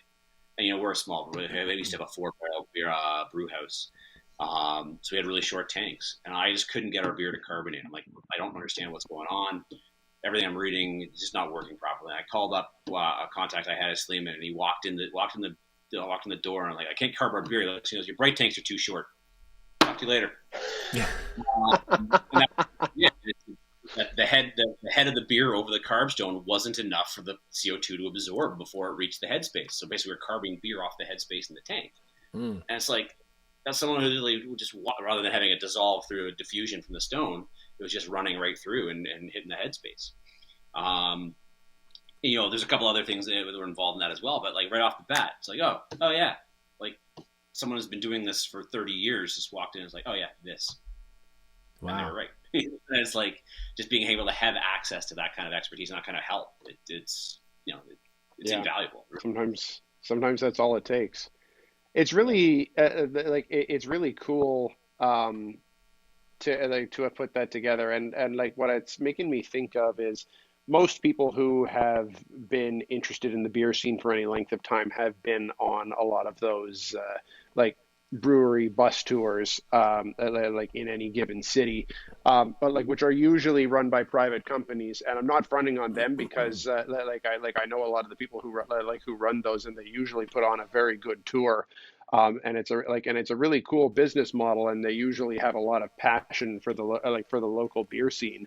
But I think what sets this apart is that it's really cool that the individual breweries kind of have more ownership in the process, and are a bit more connected to the whole tour, which kind of makes it so that there's a bit more passion to it. And it's also really cool that the transit system from the city is able to get involved as well. It really makes it kind of a really cool local flavor, which gives it something a bit extra, is what it seems like to me.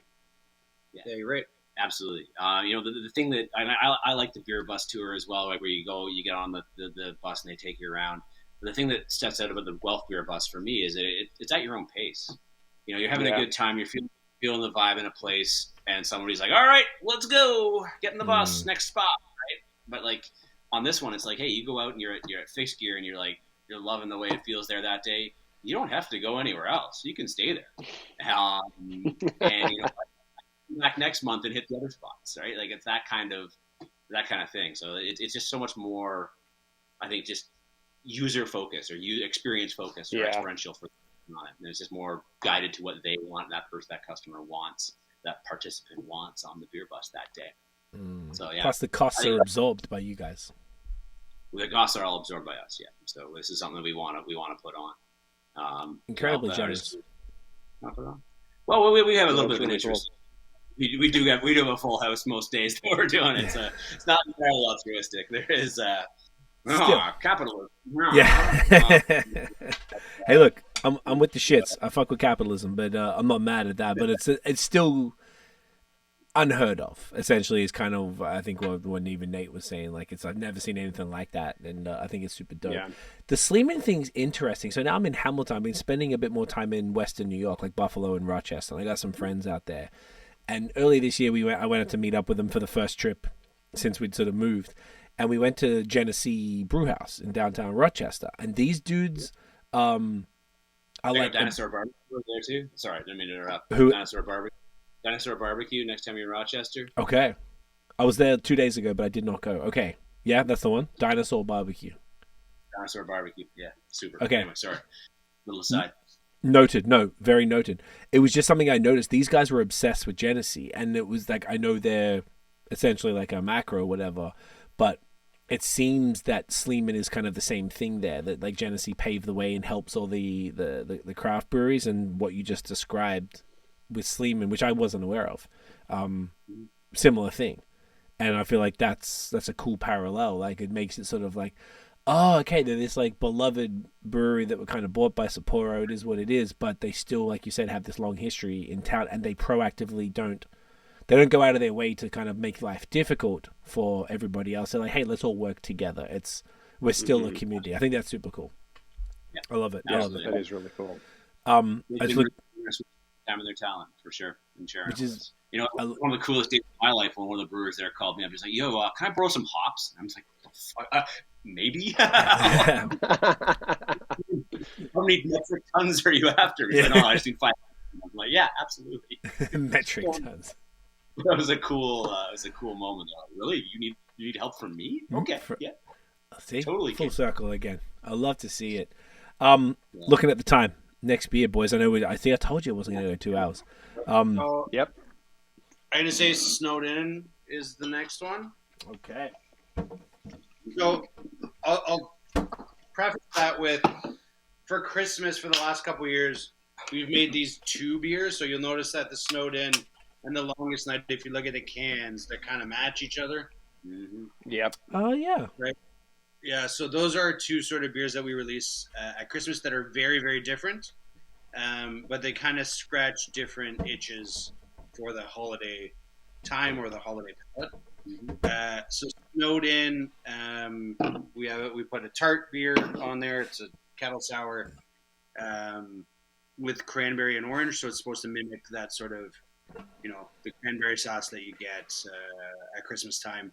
Reason being, we say at Christmas time you eat and drink and consume a lot of rich things, and that sort of cranberry sauce thing is in Western Christmas food anyway, is really the only respite that you get from rich things. It's like tart and bitter and like kind of cleanses your palate, and so we kind Really, of the only thing that can cut through the richness of everything else. Right, yeah. And so we kind of wanted to mimic that in a beer. And so it's just a simple kettle sour. You get that nice, bright sort of lemon lime acidity from kettle sours. A bunch of cranberry juice, orange puree, and then it gets fermented with Voskvike, which adds another layer of sort of oranginess to it. It's just like refreshing, light, again, like a lot of our beers. Thank you, sir. This is 6, so it's I guess the strongest one so far. It's stronger than our usual. So we do a constantly rotating kettle sour series called Berserker with fruit in it. Mm-hmm. This is higher than that, partially targeted, but also because the some of the fruit re-ferments. Gotcha. Okay. Is this a relatively, in comparison, once again, I'm not trying to always bring up Untapped, but I'm always just like checking. This one has significantly less check-ins than some of the other beers. I think Exhibition had like 10K check-ins. So like obviously that's like clearly a staple. So is this a bit newer? We only do it once a year, and we've only made it for 3 years. 3 years, yeah. That would probably explain it. Okay, that makes sense. Well, first So of the all, other thing, you got to come through our storefront to get it. So X goes out, has a little bit of distribution, but this guy only walks through our front door. you got to get that in. I respect it. Guys, get that in you. Cheers. Merry Christmas, fuck. Oh, mate, that is Santa Claus in a glass. I love it. Santa. Oh yeah, that's nice. Yeah, super light, like 6%. You would not. I would probably guess 4. Yeah. Yeah, this is dangerous. So I was about to say, like, oh, you're gonna get messed up on Christmas Day with this, and goddamn right you should. Yeah, this is great. So it's like it's super balanced. Like the nose is more tart than it ends up being, which is Because interesting. it's cranberry too. A lot of times for kettle sours you get tartness, but cranberries also like they have tannins, right? So you feel, but you also feel like tannins on the side, sort of your palate, like when you drink red wine a little bit. Mm-hmm. So I think like that tannin, sort of some of that bitterness, or however you want to describe that, kind of balances some of it as well. Mm-hmm. And again, it just, especially with food and stuff like that, super great at cutting rich stuff, just easy drinking. That kind of, it's that cranberry sauce. Mm-hmm. Yeah, I see what you're saying. The it's nice and sharply carved as well. So I imagine that's probably part of the cutting. Mm-hmm. I would agree. Yeah. Yeah. Because I guess there's the bubbles plus the acidity that kind of like maybe strip the oils off your tongue or whatever. but it's like it goes down super smooth, like real smooth. It's great, man. Yeah. So this is just available. This is available now at the brewery. Does it usually sell? Does it sell out before Christmas? Does it sell out usually before the holidays, or is it sort of usually available if people can't get down before then? Often, usually we have a little bit left between Christmas and New Year's. And it's usually gone by New Year's. That's usually because we have Nicholas out too, though, which we do like a third kind of Belgian-inspired Christmas beer in years past. But when we haven't done that the last 2 years, and so this has gone a little quicker. So that's for yeah. Gotcha. Okay, so people want this shit. By the time this pod comes out, I'm trying to think what date this will be. It'll be closer to Christmas, so if you're listening, just go and get it, or order it online. God damn it. Yeah. You guys do the online stuff. If you're in the general area, like Guelph, KW, Hamilton, we do home deliveries. But yeah, outside of that, yeah, Canada Post. Yeah. I love it. Yeah, this is fascinating. This, once again, though, it feels very much on brand for you guys. Like, I feel like all the stuff that you guys are doing are super well made and super approachable. Is that fair? Yeah. Thanks for that. That's We're not the brewery that's like, not that we don't do fun, innovative things. I say that we do those things. What we really want to drink, and I would say are kind of known for producing approachable beers that most people are going to find something that they like. It's not, we have some fun, one-off, interesting things on the shelf that are a little bit more experimental, but the majority of the beers that we do are approachable and sort of easy drinking, a lot of them. Yeah. Right. I think we as an overall brand, like just kind of looping back around to some of the stuff that happened during COVID. Like, I think Dan's definitely right. We haven't been doing as much kind of experimental or innovative stuff recently, just because had to get out of the habit of it during COVID. Just because everything had to go in a can, everything had to get packaged, and we had to have art for everything that we were trying when that happens. And so it really kind of put a lot of the brakes on some of that innovative stuff that we used to do. Flash forward a year, we closed for a year to renovate. And so it's really kind of just getting back into some of the swing of things now and getting our feet back under us as a facility to kind of free up some time to try a lot of new stuff, try to do new things and be more innovative. Yeah. Right. But I think at the corner of the core of all that we try to do, it's approachability. It's making beer people want to drink. That's it. Do you find that if you do anything too wild that people become less interested at all? Or is it sort of like you have like brand recognition at this point, being that it's 10 years? You know what I mean? Yeah, I think we've done so many different beers over that 10-year period that I don't think we're like stuck like that. And I got, being in the market that we're in, like most of the kind of the rotation, like the one-off stuff that we do, or like just trial stuff that we do, would just go to like the local, go through our beer store anyway. And I think the market here is still really receptive to trying new things. You make something that's kind of out there or something different, and somebody gets it and they go, oh no, this isn't me. I don't like this. This is too much. I don't want it. Doesn't mean they don't come back and buy the stuff they still like, right? I think people are generally still pretty receptive to trying new things and being willing to not like something that we've done. That's cool. Yeah. Yeah, that's helpful. It's almost like I'm almost asking all of that from sort of like I was going to say like a big city ignorance. Like, I was in Toronto, then Montreal, now I'm in Hamilton, which is a smaller city, and I'm learning more about the sort of each, like you guys were saying, which is really great context for me personally, that it's just the people in Guelph are into the same shit as everywhere else. But I'm always wondering, because I feel like maybe, say, a smaller town would have more of a propensity to have that sort of like local brewery that's close to people. So there'll be people who aren't like maybe the four of us who aren't like hyper beer nerds, but they just, you know, want to go somewhere cool that's local and support local and just drink good ass beer. And they're not like, yo, I need that new fucking Rawaka Hop triple IPA. You know what I mean? Like they're not like hyper nerding out over stuff. So like I'm always sort of like curious just to hear what the locals are sort of like vibing with. But I think it's really dope that if the locals are sort of just like, yeah, man, whatever you got, let's go. Because they love the brand, they know it's good. And if they're like, well, maybe that one isn't for me, but let me go get a case of Exhibition, then we're good to go, you know? Yeah. I feel like I feel like that's kind of like representative of how our customer base is. I would say is that, yeah, by and large, they know what they like.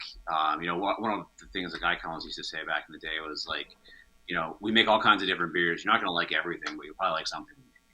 And so we want to have, you know, we have Bootleg, we have our close to Two Rivers that we have around. They're beers, right? Like anyone can recognize this is a beer. It's not something that's, you know, what we hear a lot of these days is, oh, I don't like hops. I'm like, well, really? Like, you're just not like bitterness, because those are two very different things. You're talking about maybe you've had a really bitter hop forward beer, and you're just kind of making that kind of that false comparison there. So yeah, you know, either that or I don't like my beer to look like orange juice. Yeah. Well, but that's the funny thing. We get people that come in and, oh, I don't like hoppy beers. And then you give them like our hazy IPA, looks like orange juice, but it's super floral and tropical. Oh, I like this. Like, you like hops. Yeah, you do. Oh, yeah. Right? You like hops. You do like hops. Yeah, it's an education thing, I think, with that. And it was like, I understand it because maybe they rolled the dice and tried an IPA in 2014, and they're like, ugh, like, this is bitter and dank and piney. I'm not into this. And then they go and try a hazy IPA, and they're like, oh shit, yeah. That's fascinating. Yeah.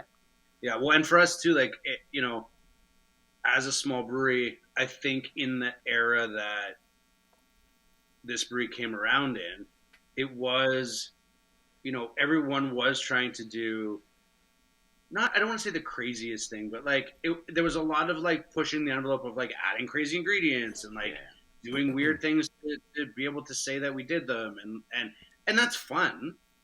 But I feel like we had a little bit of an aha moment at one point too, where we grew up a little bit, where we, you know, made a blonde ale or a Kolsch or whatever, and it sold like really, really well. Because there was all these people that wanted to support a small brewery in their neighborhood, but like when they go to the beer store, they buy Budweiser.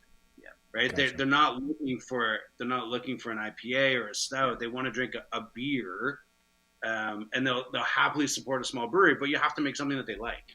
You kind of unwittingly excluding folks by not being approachable or by having that carbon deck. And yeah, like that's, you know, we obviously don't want to do that because, you know, they want to buy what you have. You want to have something that they can partake in. Do you think that applies to every brewery, or do you think that's maybe situational? I think it's situational to a degree. I think it really depends on who the brewery is and what they're trying to achieve, and who their customer is. You know, we are in a smaller city. Like we don't have a critical mass of people looking for that triple hop, you know, whatever it is. I just totally blanked on a hop name there. Sorry. I do know what they are. Yeah. But like, I believe you can.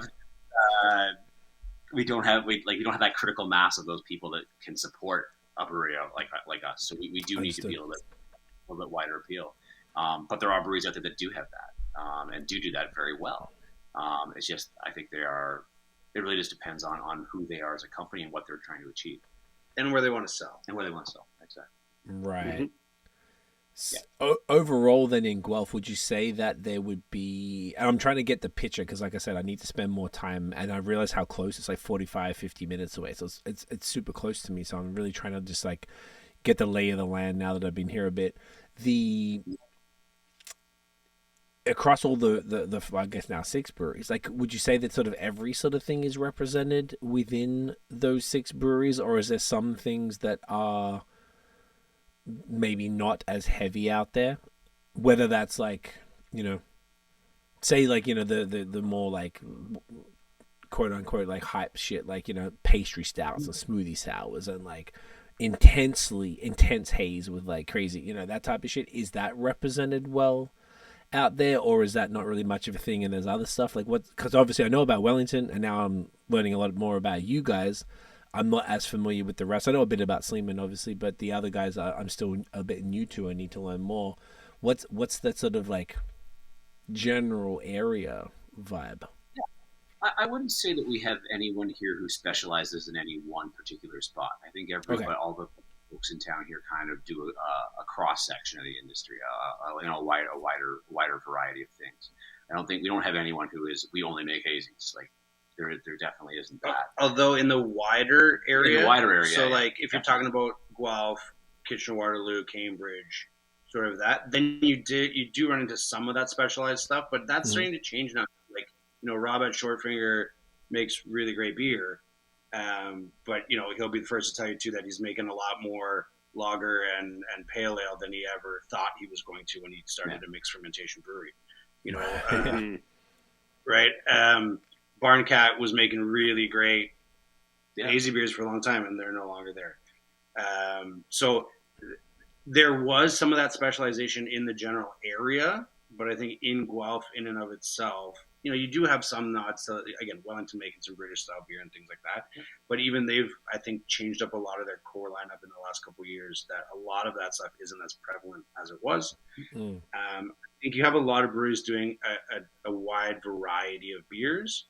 And yeah, not super focusing on one thing. I think focusing more on brands that they make than style. So like every brewery around here has a couple brands that like people know are from that brewery. That is their flagship core stuff that people go for. And they're more well known for those brands, I would say, than for any specific style. Yeah. Gotcha. Okay, that makes sense. And I know that everything is super close, like from Guelph to like KW to Cambridge and stuff. It's all like 20 minutes, half an hour. 20 minutes max. Yeah. Right. So essentially within the greater region, there's something for everybody. And in Guelph, it's not necessary. Okay. I'm just trying to, maybe if people aren't as familiar, just get it for myself, but also like for listeners who are like, what's the vibes of Guelph? And I like that. I like that there's sort of like that sort of breadth and like a bit of everything anyway. Like, everyone's kind of doing a bit of everything, which is interesting to me. Okay. That's super dope. Do you guys ever, like, one of the coolest things that happened, I think, over the last few years was the rise of the independent bottle shop, which was something that Nate and I will always talk about here. Like, I just feel like it didn't get I feel like people should be shouting that from the rooftops. It was like such a large, that step in this bullshit of, ridiculous alcohol laws stopping businesses that employ an insane amount of Canadians and inject a lot of money. Like I think it was like, it's like 638 or 683 million per year into the economy in craft breweries. It's either Ontario or in Canada, because I had to get the stats for something, and I was like, yo, that's a lot of fucking money. What the fuck was my question again? What was it? What did I just say? I got distracted. Bottle shops. Fuck, thank you, Cam. So like, bottles. Look at that. Look, co-host right here. So the bottle shops have been a really cool addition. Have you guys sort of dabbled in that world at all, or is that not really something that was like much of a fit? I'm always just curious as to sort of the vibe on that. Yeah, we have definitely we sell to bottle shops regularly. A few of the ones out here, Golden Convenience over in K-Dub, Outpost up in Fergus, we have been at fairly frequently. Just to name two, it's definitely a thing out here for sure. I don't know if it was probably a handful that I can name off the top of my head. There's 4 or 5 that I can think of. Yeah. And I think I think it's great. I think I do too. being able to go somewhere and just browse a bunch of different brewery beer that you're not going to be able to get at the LCBO. Yeah, and have something that's curated by someone who gives a shit too. That's Yes. That's the the absolute- biggest thing. So And they usually have relationships with you guys, yeah, absolutely. and they're You know, passionate. so much of what you see on the shelves of the LCBO is forced listings and marketing programs and all the stuff they're just do to get their SKUs on the shelf and in visible spots. So there's a whole lot of pay to play, even though it's not officially pay to play because that's not illegal in Ontario, but it's unless the government's doing it, that's okay. Of course, So they can do what they like. And I wouldn't get mad at the government on this podcast tonight, so I'm treading a very fine line here. Get mad, Cam. I don't get mad. I don't give a fuck. I don't think we have many listeners from the AGCO on here. No, I don't think so. I would imagine most people aren't particularly fond of any government. So Yeah, no, it makes it a much more difficult industry to work in than it needs to be. I think just the way the regulation and structure is structured in the province. There's going to be a whole lot of change with that in the next couple of years when the Master Framework Agreement kind of comes. We find out what's happening there.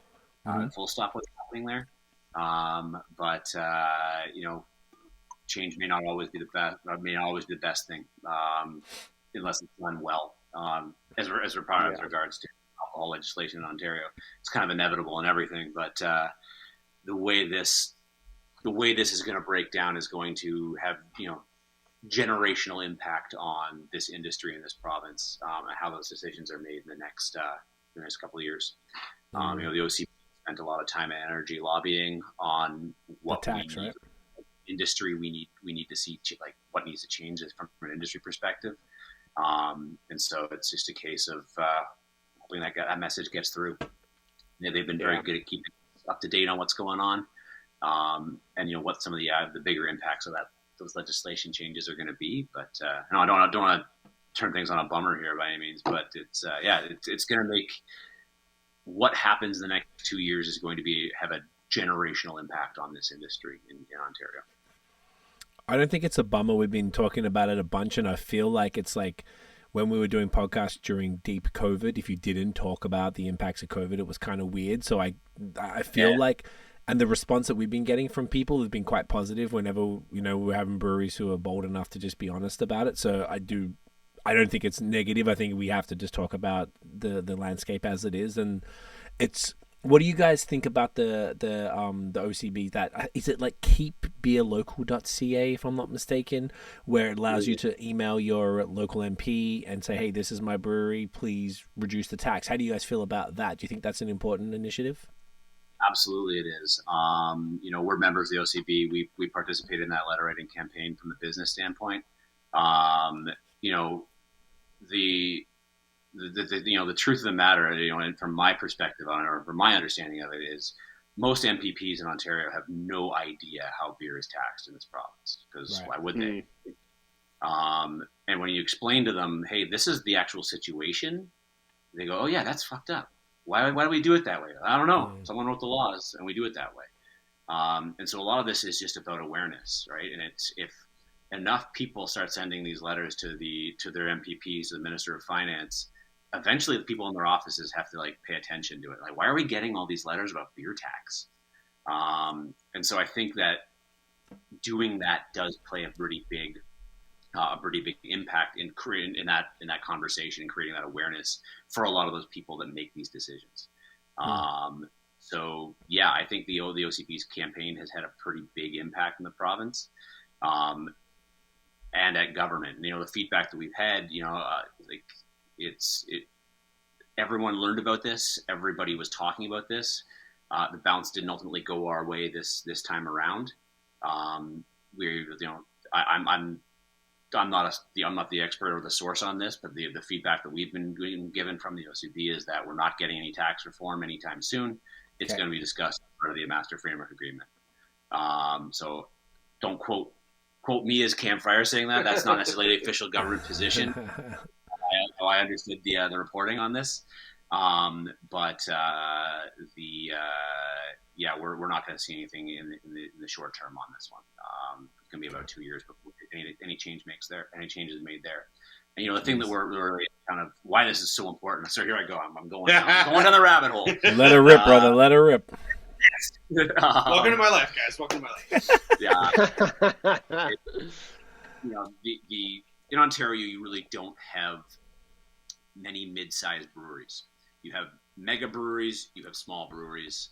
You don't have anyone in that mid-tier. And so much of that is because of the way the tax structure in Ontario works.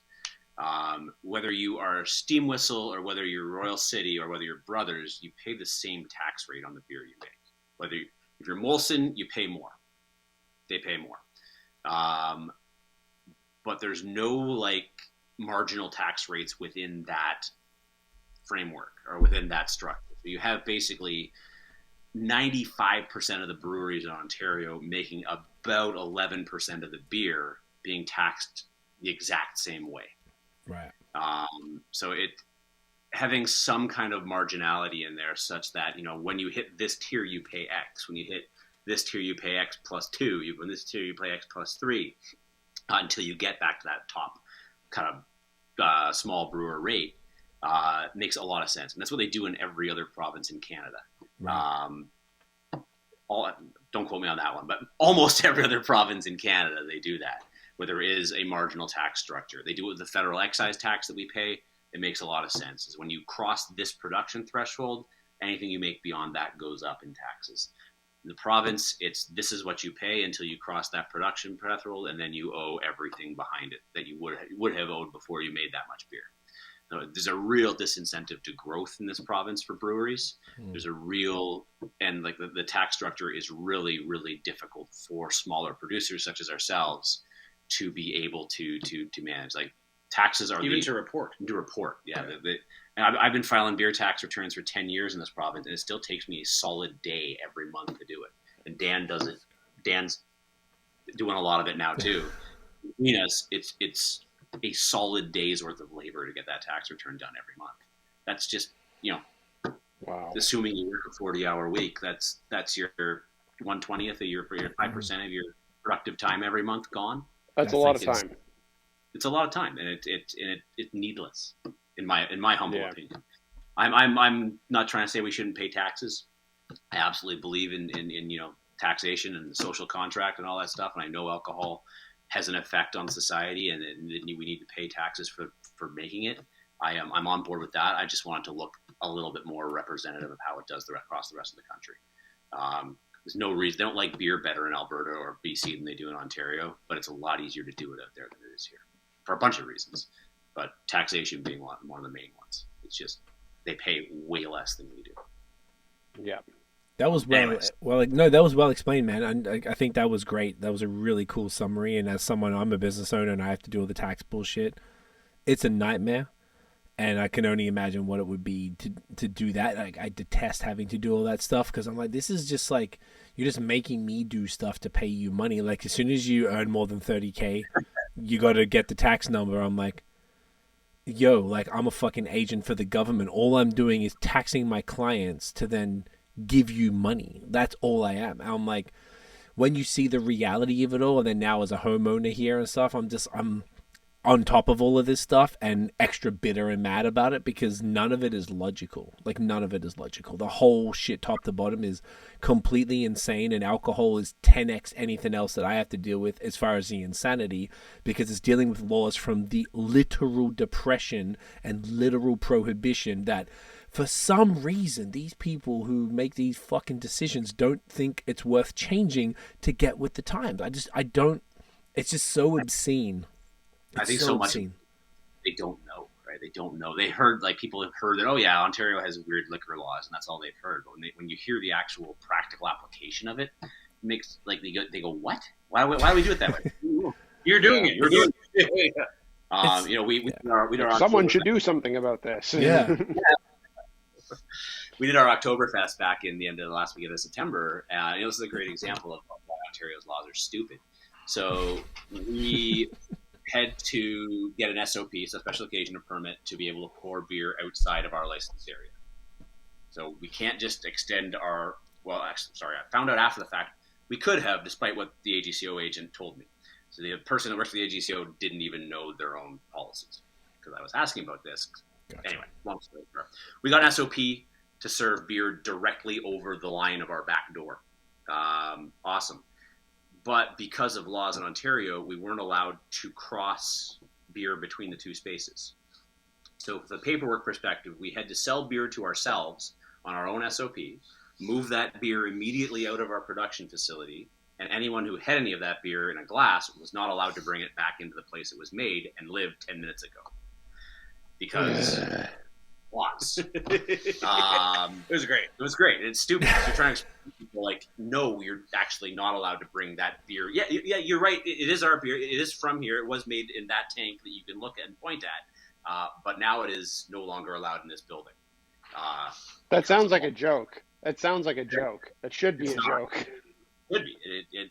And when the AGCO was telling us when we got our new liquor license for our bigger space, it's like, you should apply to license your bathrooms so that people don't have to drop their drinks and have run the risk of their drinks being spiked. That's a great idea. So we license the bathrooms. People walk into the bathroom with their pint. And I'm like, so then we literally have like a festival kind of thing here. And you want me to put it, like, we had 250 people in the back of the place. And you want me to put a table at the back door that everyone has to go take a piss, has to leave their glass on? Fuck off. Like, what happened to your own policy? Well, no, yeah, that's still the policy, but that's up to you to enforce. Like, okay, I'll try, but there's fucking 50 glasses of beer on this table. I can't, like, anyway, it's like Ontario laws. Oh my God, man. I've heard the same thing happens with the indie bottle shops. Like, it's like, depending on the AGCO officer who comes in, they will bust your balls about, no, that can't be next to that. And that can't, like, as in, it's all dependent on the individual who comes by. So, like, and their interpretation of the rules. Is that right, Nate? It's like you can sell this, but it can't be out of this door. It needs to be out of that door for reasons.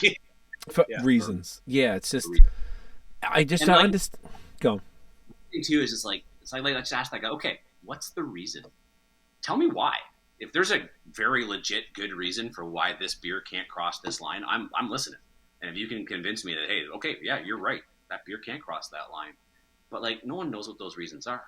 It's just what's on the books. So, but just why is it on the books? And their interpretation of what's on the books. No one can tell me why. Why is it there? It's just like after COVID and we lost what, like 10, I heard there was 10,000 restaurants across Canada, or at least service-based business like that we lost. I bet there was way more. You go down any main street in any city and there's mad empty storefronts. And you're like, okay, you changed the laws finally to allow breweries in Quebec who serve food to be able to sell their own canned and bottled products at their own fucking door. Because if you went to Judas Ciel in Montreal, you couldn't buy beer. You'd have to go down the street to a dépanneur. Yeah. Insane, bro. And here, then the independent, like, you can buy beer from a gas station or for any dépanneur anywhere in Quebec. So that was already there. So here they finally did it, but it was just so, like, it took a international pandemic to fucking make those decisions, and then they still have absurdities. I don't know. I like logic a lot, and I respect logic, and I very, very much disrespect illogic. I can't stand it. It's just so insane, and I just don't like when so many people are suffering. All the fucking parks are filled with people living in tents, people like who are just regular, who have jobs, are about to live in their cars, because I see it on the Hamilton subreddit every day, and I imagine it's happening in every city in the province, if not the country, and they still insist on this fuckery. I'm like, what sort of clown show are we living in? I know this is becoming a political podcast. I'm passionate about. We can talk about this off air, but I'm aggressively on your side with this. Trust me, bro. It's so insane. I just don't understand where this all comes from. It's just ridiculous. Going back to your original question there, the OCB put a graphic out that just shows you what the percentage of beer. That was very helpful, I thought. Yeah. And it's accurate. This is what it is. We were living in the last 3 years, we've seen our costs explode. From the cost of aluminum to the cost of grain. Grain in particular has it tripled in price in the last 3 years. Climate change, war in Ukraine, all this kind of stuff. Pick one. It's why inflation. But like these costs have just exploded, and there's a couple of big pieces about this that are going to be pretty problematic in the next couple of years, unless some meaningful change is made. I'll go to Jordan Zignon put that article out about the MFA. It's worth a read if you haven't checked it out. I think I did read that one A month ago. Yeah. A couple of really good arguments. There are good points in there that kind of really rang true for me.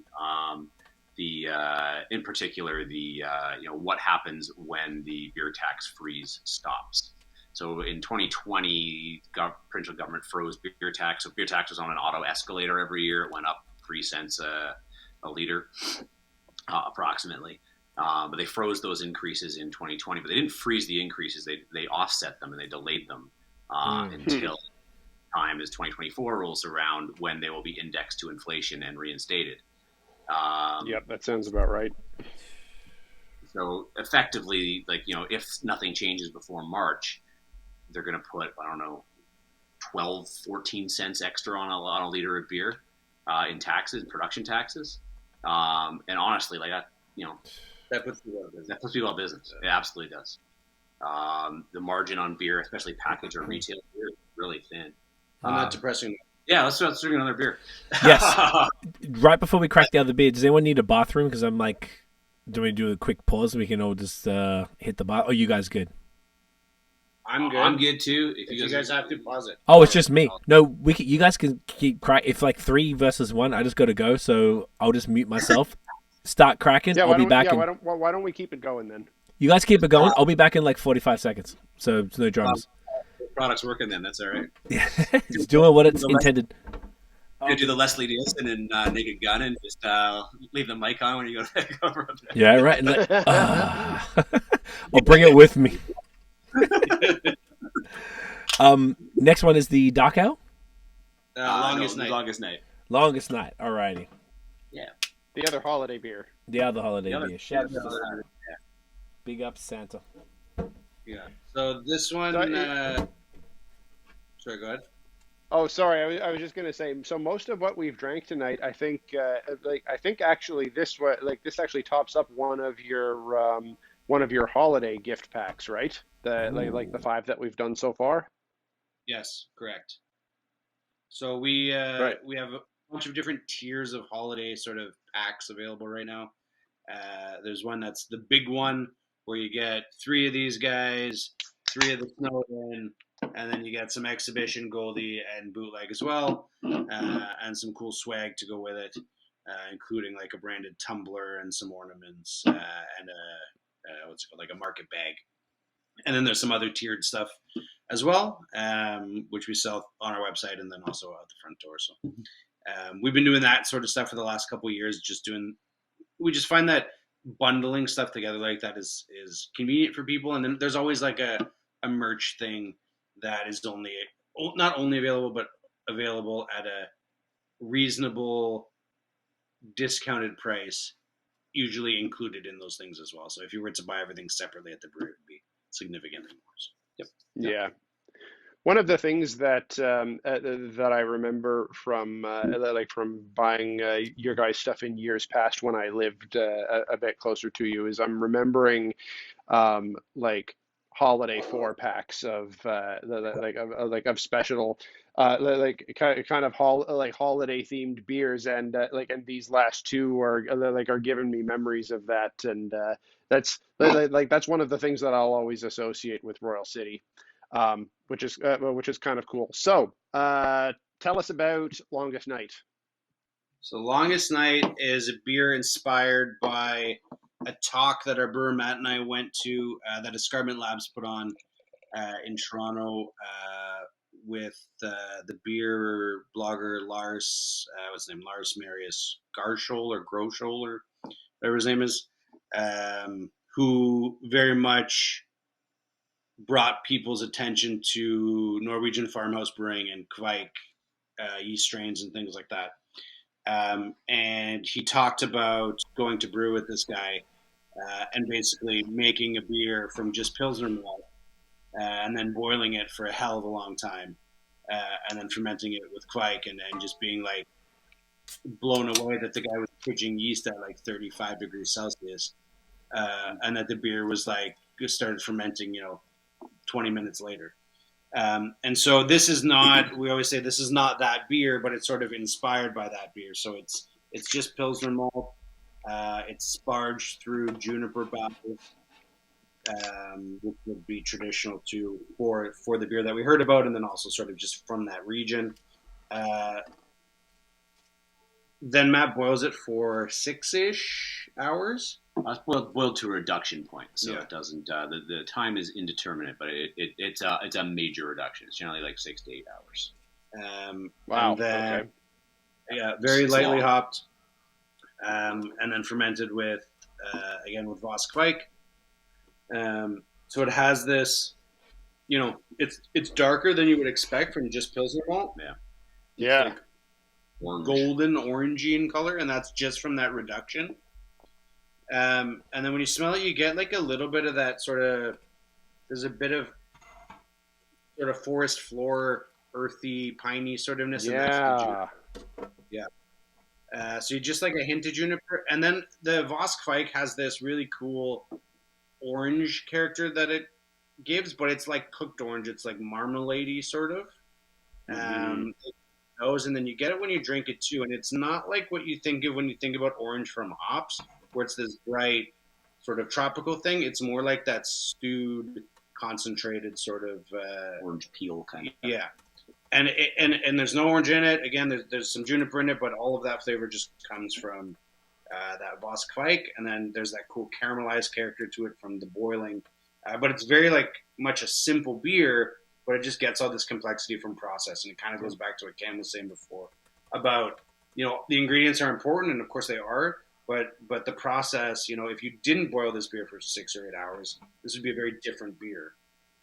So that concentration obviously concentrates the alcohol, it caramelizes the sugars in it, and it just makes what I think is a very delicious beer. This is one of my favorite beers that we do all year. I think it's one of the excellent example of some of that innovation stuff we were talking about earlier, and it's just one of the most interesting things I think we make.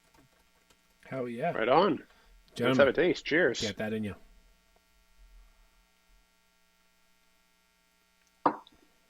Oh, okay. I caught the tail end of that. So this is even on the can, like Nordic farm ale. I thought sparged through the juniper. So it's kind of like, what would you call, is Nordic farmhouse a fair thing, or is it maybe more like Belgian-y or something? We try, when we released it the first time, we're not in Norway. We're not Norwegian. We're not brewing on old farmhouse equipment.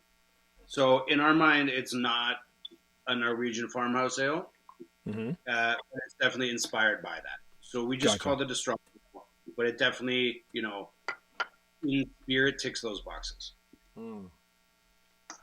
Back to this problem with how literal we are. We can't call something it's not. I respect that.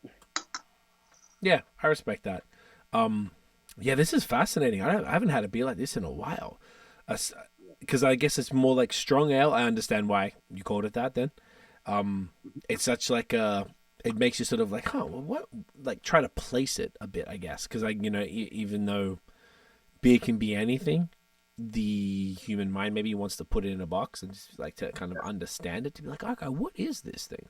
Especially North American beer mind. Yeah, North American beer mind. Does that not happen anywhere else? I think it's less prevalent in other places. I think we want everything to be a style.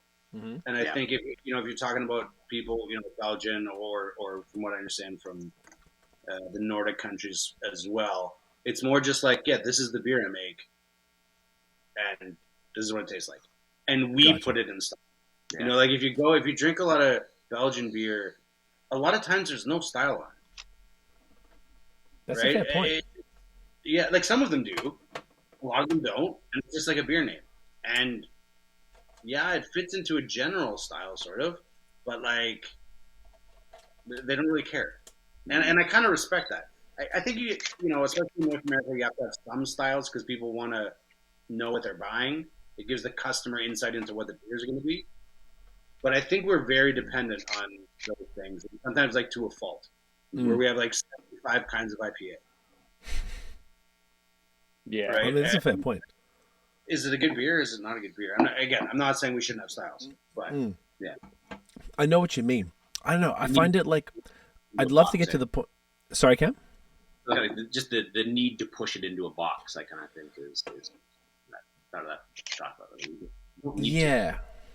I think it's definitely fair. I feel like, I don't know if it's just the way I personally think, and I don't know if that's North American or Australian, whatever, but like just to understand the intention, I guess. Mm-hmm. And sometimes it's a beer. What do you think, right? I totally get it.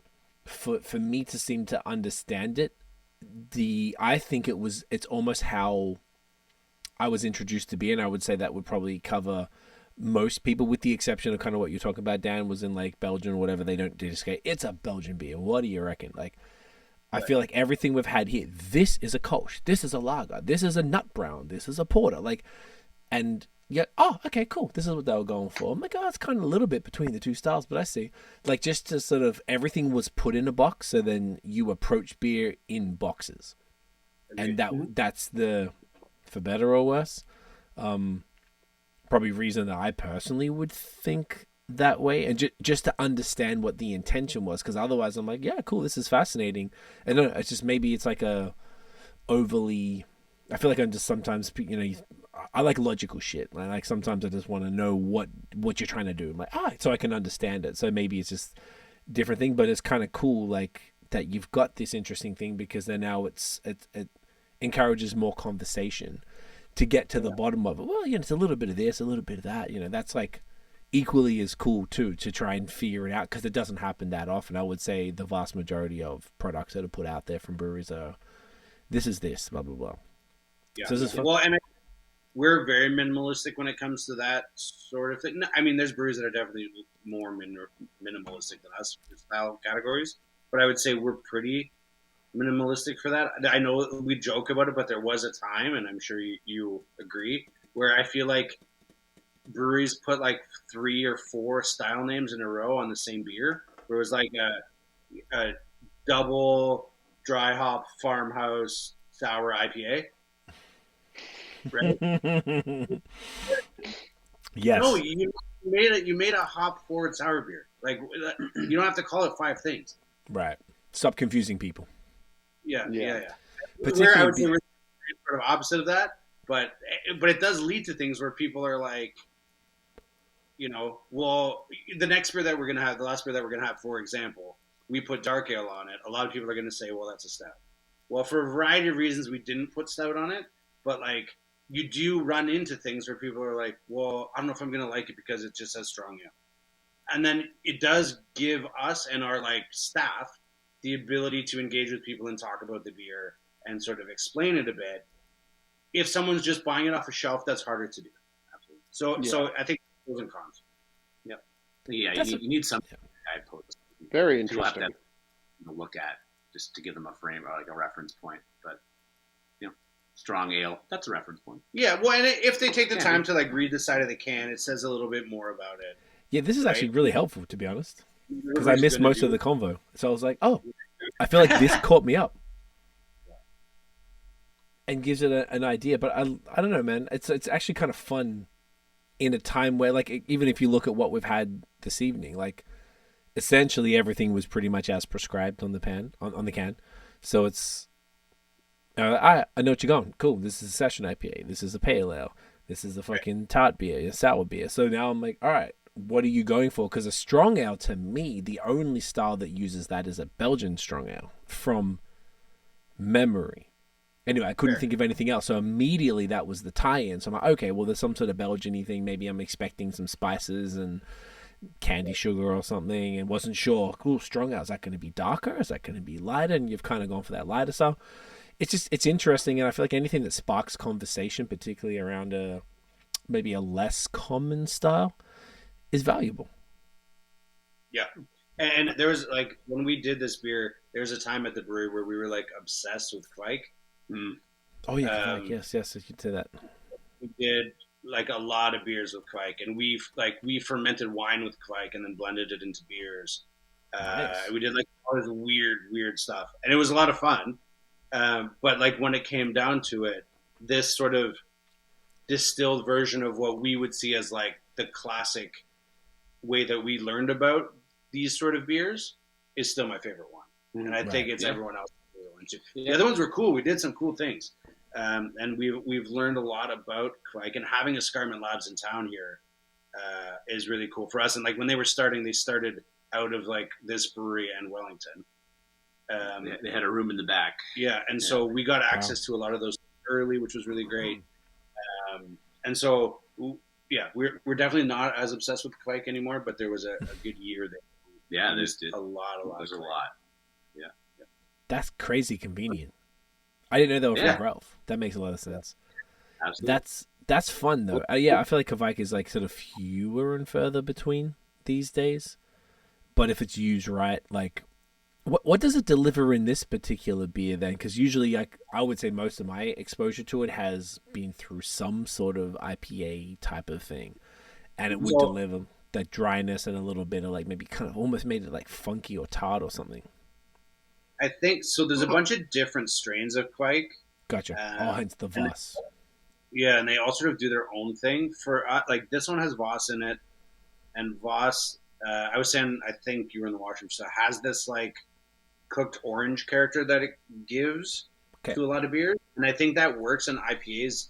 But I think in this one, it's also like this cool back end thing that it does, where you get this caramelized character from that long boil, you get some herbaceousness from the juniper and from the hops, but then there's this cooked orange thing underneath it that like makes it way more complex, and that all comes from the Kvike.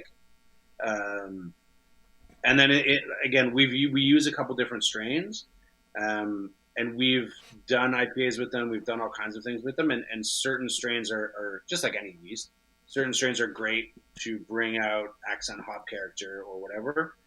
Some of them are better, in our opinion, and it's not traditional, but work really well in darker beers.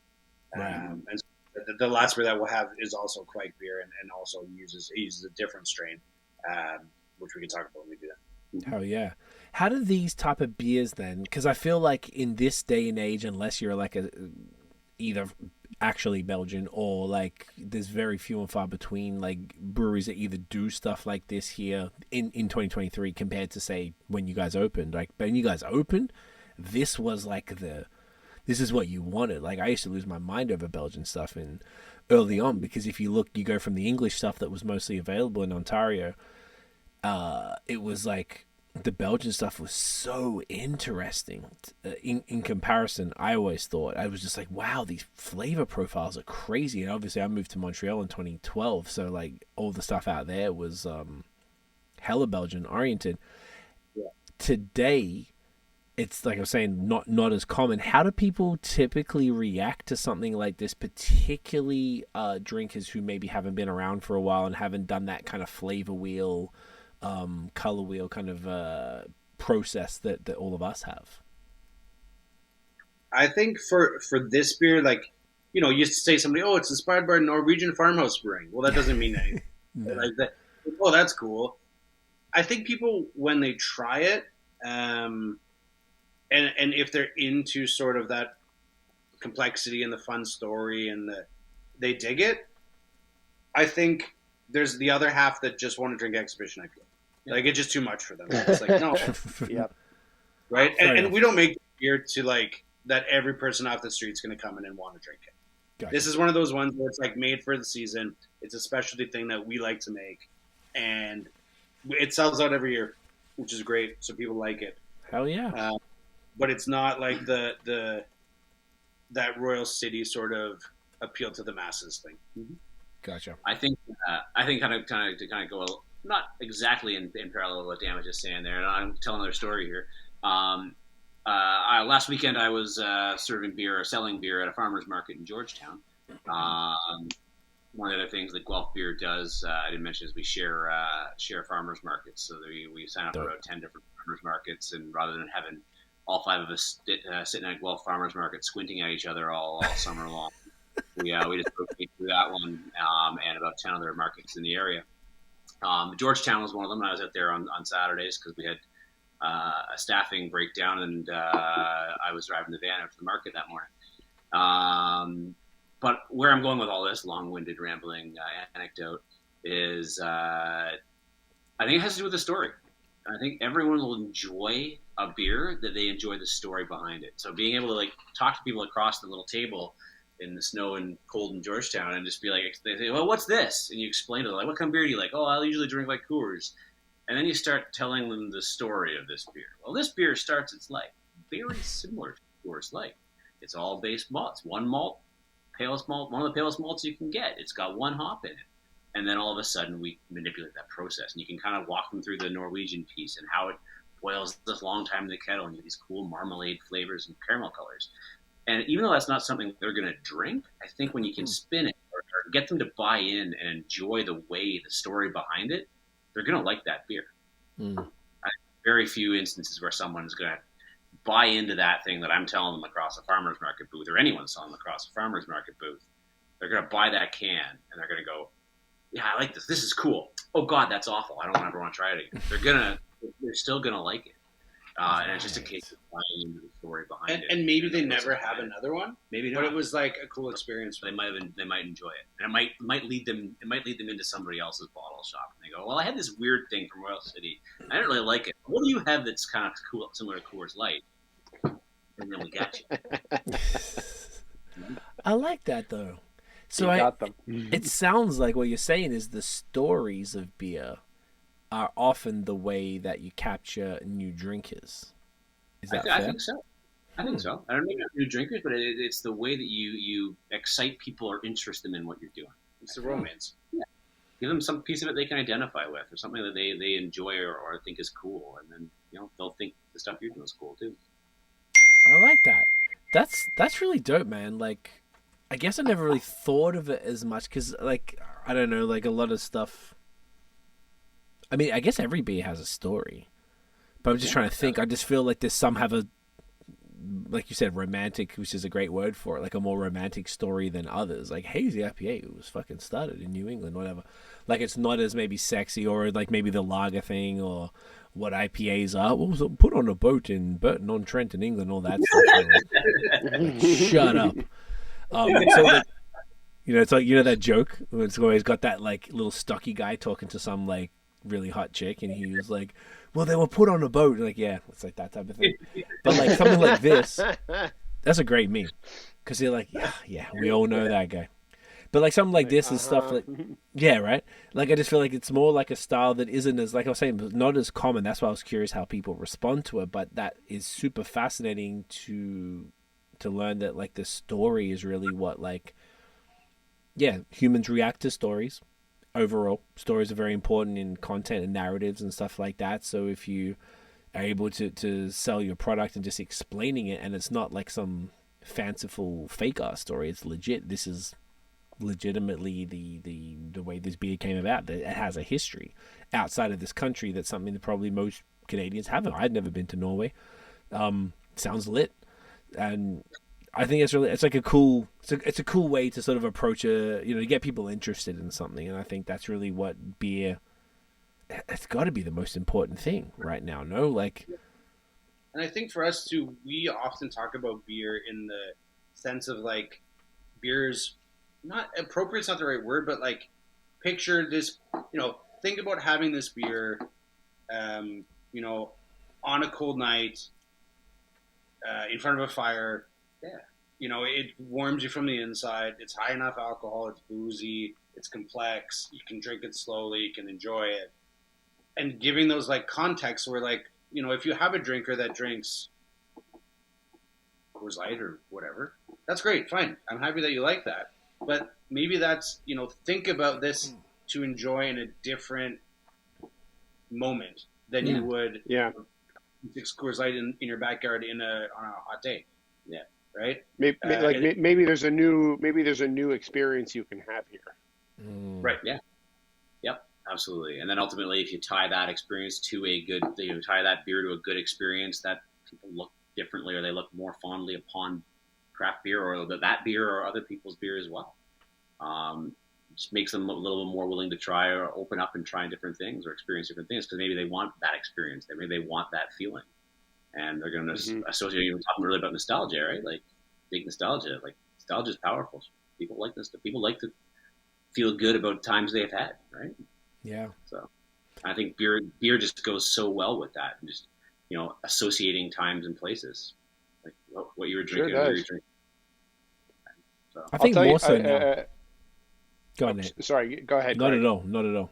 Just more so. I think it's more important now when in this economy people don't have as much maybe disposable income to be dropping on beer. So that story and those experiences are more valuable than perhaps they were before. Definitely. Absolutely. And I was just going to say, I'm I'm enjoying this beer like on a cold night in front of a fire with you fine gentlemen right now, and it's going down quite lovely. Great, love Awesome. that. Love to see it. Yeah, it's like I haven't thought about that, I guess, because that's what really craft beer maybe.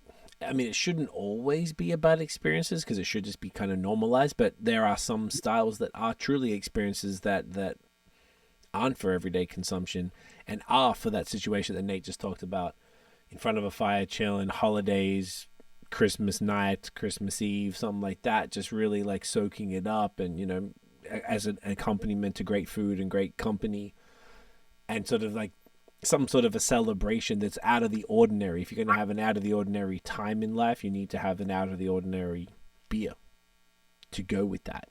You can still have your crushes, of course, but like, do yourself a favor. You live once. Fuck, It's not like this thing is like $20 a can. Like, it's not crazy. $19.95. But Yeah, exactly. Did I lie? It's cool, man. I think it's cool that you guys are doing stuff like this. It's sort of like it's like rounded out portfolio. Actually, on that, how many beers would you say you guys? I mean, you might even know the exact answer, but like how many flagships or year rounders and how many seasonals on average? I mean, not including like obviously you might be like, yo, let's just do this, and you just drop it random beer. So I would say we have 6 or 7 kind of year rounders. They're always on deck. We always have a round. We probably brew at least 3 seasonals per season. Okay. I'm just trying to do the mental math there.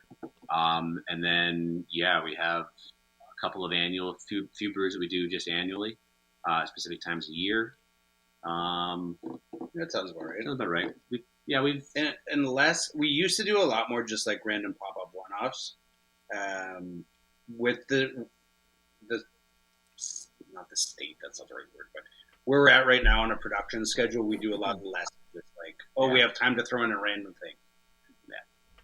Gotcha. But yeah, there's definitely a bunch of core beers that we have all the time, and then the fridge always has at least 3 or 4 seasonals in it. Seasonal or rotational one-off. Gotcha. So we haven't really done really a one-off since COVID. That just really pulled that wind out of the sails. Just with the extra difficulty of packaging stuff that we don't know if we're going to ever do again. So we really kind of pulled away from that at that point in time. But it's something I think we should, assuming we could find the time in the schedule, the brew schedule, that is, to do it. It's something I think it's valuable. We'd be good to figure out a way to get back into. But I was going to ask, like, say if you guys, whether it's the two of you or Matt or any of the other team, have an idea for a beer and you're like, oh, that sounds awesome. How would you go about sliding her in? Is it more just like squeezing it in? Because it sounds like you got a pretty packed, year-round schedule. It's, is there a way to do that if you guys came up with something? Yeah, it's the schedule is pretty full, but it is flexible, right? So Gotcha. we have various different brew sizes and we have single, double, and triple brew tanks. And it just comes around with massaging things a little bit. So if there's something we absolutely want to do, we can do it. We can do it. It's I mean, we're a little short of something for a couple of weeks after that, but Gotcha. like we have something new in the repertoire on the fridge, it's going to take a little bit of pressure off that brand for moving how fast we need to replenish. So yeah, I mean, like, it is pretty full, but we can make anything work. We can make it work. Yeah. That's what we say. Dan rolls his eyes. He hears me say that a lot. But, And you're like, God damn it, Cam, again. Yeah. This table's done tonight.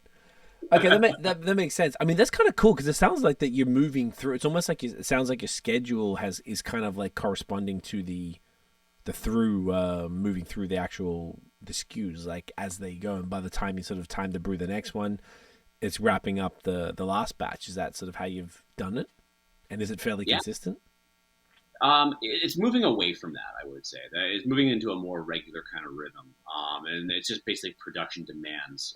And the main thing is just keeping different yeast strains viable and alive. And we brew with probably about 6 different yeast strains fairly regularly here.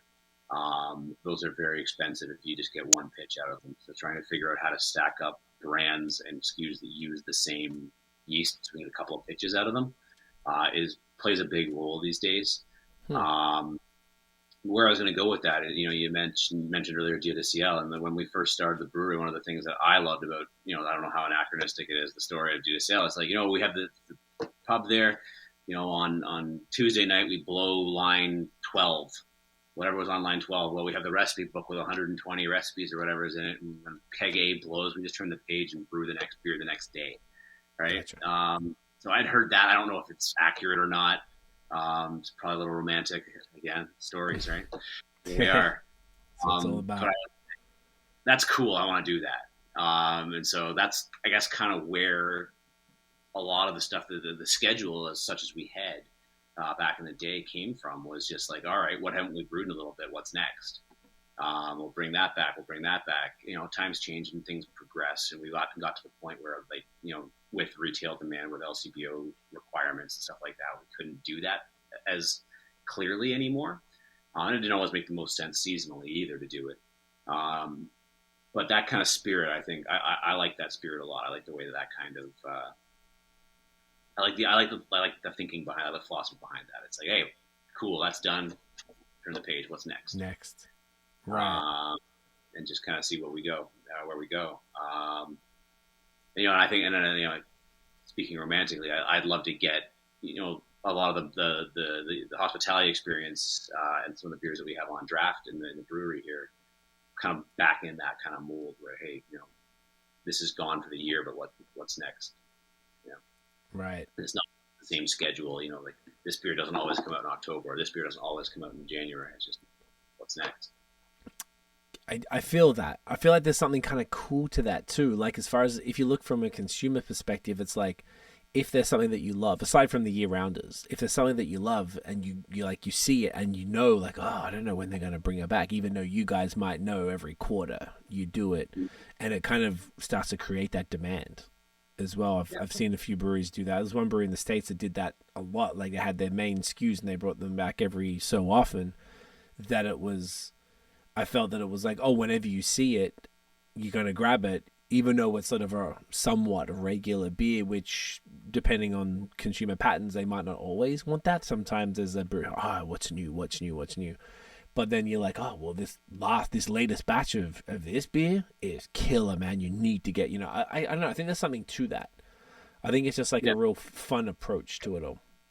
We used to joke that we would see, in the tap room, people would come in and be like, well, what's new? Well, when were you here last?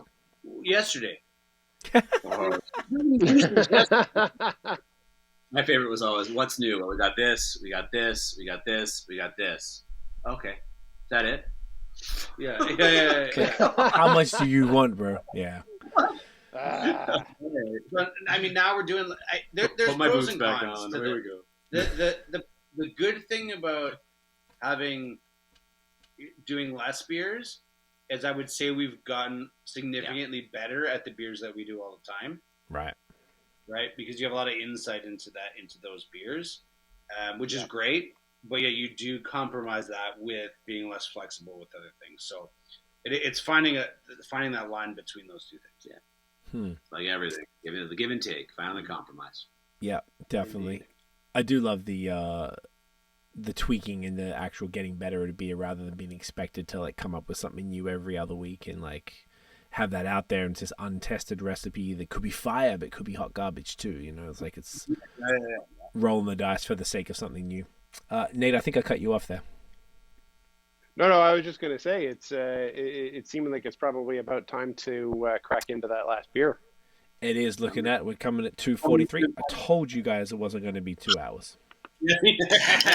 I don't know why I don't know why we keep saying the average is 2 hours. I feel like that's a lie at this I like to point. undersell it a bit because you're just like, hey, Promise over deliver, right? that's what's up. I don't know the last time that we did one under 2.5. Oh yeah, under 2, unheard of. What when I worked at Apple, they called it surprise and delight. That's what they like to call it. So that's what we do. It's surprising. That's my nickname in college. Yeah. They also called you the Mountain King, I bet, didn't they?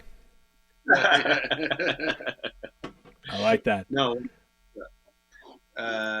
So this beer, again, sort of inspired by, but by no means any sort of tradition tied to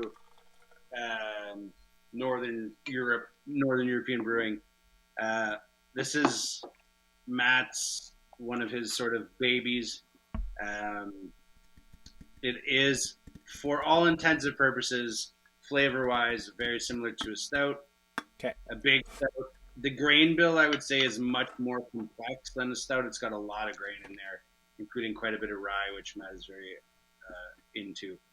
And fermented with Hornindal Kvike, which is a different Kvike strain, which in my mind adds like a woody sort of taste, as well as and I mean this in a nice way, but like, the cheap like square caramels that you get like at cheap Halloween candy.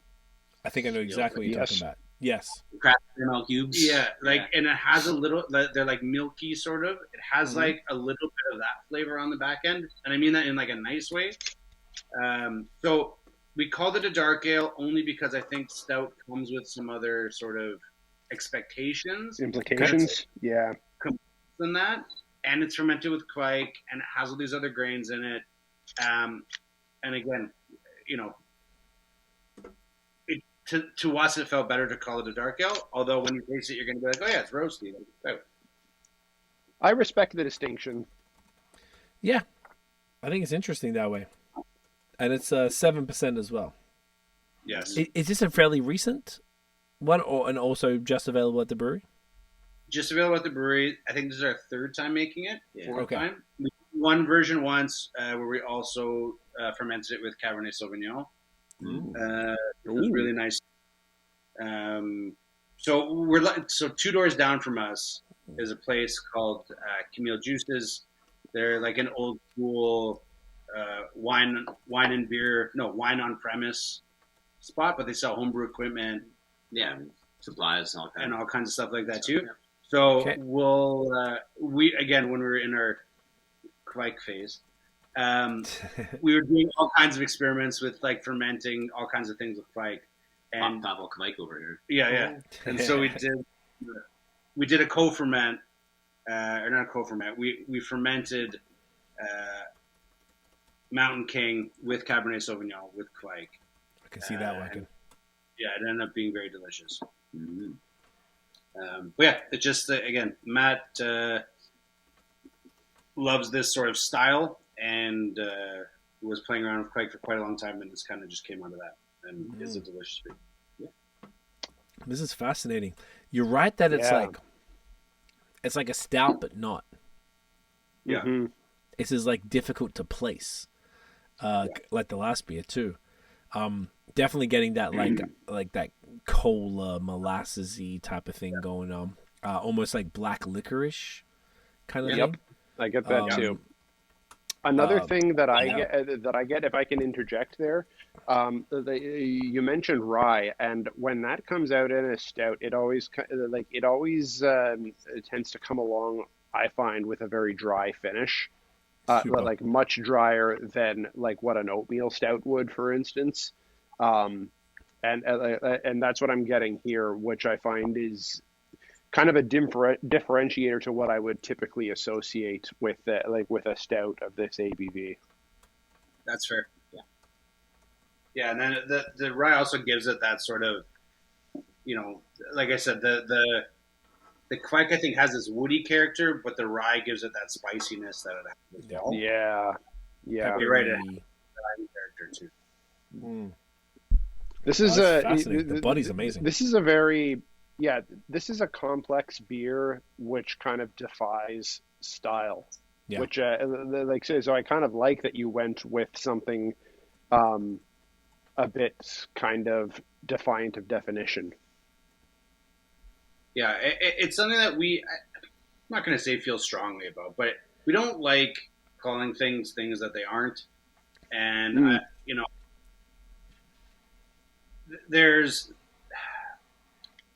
I'm not saying we have to be as rigorous about it as they are in Europe, where there's a whole bunch of classifications for, you know, you can only produce this wine or this beer or this food in this region. But it's interesting, having been in beer for a long time now and teaching people about beer through Prud'homme, that we're in an era now where a lot of younger people only have grown up with craft beer. Mm-hmm. They've only had the craft beer examples of some classic styles. And so when you introduce them to like the original or one of the OGs of the style, they'll be like, well, that doesn't taste like X and X craft brewery's version. And you're like, you're right, it doesn't. When they were making that beer, this is the beer that they modeled it on. Yeah. And to me, there's this really cool thing about craft beer where we've pushed the envelope and changed styles and not been beholden to those things, which is great. But at the same time, in some cases, we are, I think, not doing justice to some of the classic styles. And so I think there's a big thing with us is like, we just don't want to call something that it's not. And then people try it and that's their expectation of that style. And then they have another version or whatever. And they're like, oh, that's not what that tastes like. Right. And so there's this line that we try to like tread with that, where it's like, if we were pretty sure that this is a good example of that style, we're going to call it that. If there's something where we're like, well, this is different than it's kind of supposed to be, it's delicious still, but it's not that, then we just kind of go with a generic name. Yeah. I think kind of the exact, it was one of the mantras early on in the early days here was just, if you're going to make something, make it. Like if you're going to make a style, make that style. Do it justice. If you're putting that label on the box, put the right thing in the box. Yeah. And so, I think that kind of ethos kind of still works here, and that we're not putting that thing in the box. We're not putting that name on the box. When we put a name on a box, it's the thing that's supposed to be in the box. Yeah. I like that. No, that totally makes sense. It's just like, it's a cool approach, I guess. And like you particularly in a time when some people are resistant to craft beer, I guess, still, and you want to we want to make it as easy as possible. So with exactly what you're saying, Cam, like if it is what it is, you don't want to mislead anybody, which is kind of why you've basically been kind of what we were saying before, like you've been extremely explicit or like strong ale or dark ale and provoked a conversation as opposed to putting something on the can that isn't what is inside it. So I feel like it's like you've taken two, I don't know if that's fair, taken two approaches. Absolutely. And both totally valid. Because I feel like almost like what we were saying before about stories are what intrigues human beings. Like that's also, that's so important to get people into craft beer, because that's really like where we're at right now. Like we need more people in. We got breweries closing almost every week now, which is horrific. I even saw one today. I think it was in BC, or no, was it the States? I didn't even remember, because it's fucking nonstop. It's so crazy. So it's like, all right, well, the only way, obviously we're on a little bit of a downtrend. It is what it is. But like one way to do it is to continue to introduce people to this stuff. And like, it's like, tell them those stories, tell them what's in the can, get them to ask questions, and I feel like it's like convince people that like, yo, bro, you live once. Don't you want the best? Don't you want to drink good? Why would you put that other nonsense in your body when this exists and it supports local business? Don't you want local businesses to thrive? Because they're hiring people in your community and injecting tax dollars, way too many, but into the province. You know what I'm saying? You feel me, Cam. So Yeah, I think it's really important what you guys are doing with that, and just getting people to talk about it and just to ask questions and to figure it out. Because I think that's what, even if you think back when we all got into craft beer, like it was like asking questions, like, what is this? What's going on here? There's a curiosity, and like as long as people can answer their questions without being pretentious, which I think that pretension isn't really too prevalent anymore. No, we talk about where there is a, and you know too, there was a time, people walked into beer bars and, what do you mean you don't know what a saison is, right? Like that. We have worked very hard to never be that place, and I think most people nowadays like that. I don't walk into many breweries or beer bars anymore where I get that vibe. Good. Yeah. Good. I think that's so important. I couldn't even tell you the last time I kind of saw that, though. I don't know. I always thought I was kind of like biased because I got into beer. You guys seem like you got into it long before I did. But Dan, when I worked at BierMarkt, I started January 2011, the selfie shit. And that's how I learned. I was drinking beer previously to that, but I started to proactively discover it. So by the time I worked at BierMarkt, it'd been like a year, not even. And because maybe it was the type of role I had there, like I didn't really have to. I never made to feel silly. Like I felt like you were the guy who was and Craig as well, but introducing me to stuff. Like, this is what Jupiler is. Try this. This is Grimbergen. Try this. Explaining it. I was like, I bet. Cool. I drank a few other things like this. I get it. And I think back then, I don't know if that pretension was there because craft beer wasn't as big. And then as time went on, it just seemed like it got to that pretentious stage. And now maybe we've rounded that corner, perhaps. And it's sort of like no brewery or beer bar is going to be doing themselves any favors by being pretentious or sort of exclusive to anybody who just wants to learn and get into it and just be like, hey, what's this about? Tell me about this. Yeah. Like, it makes no sense. As you say, in this economy, you can't be turning customers away. Hell no. That's right. People in. That's right.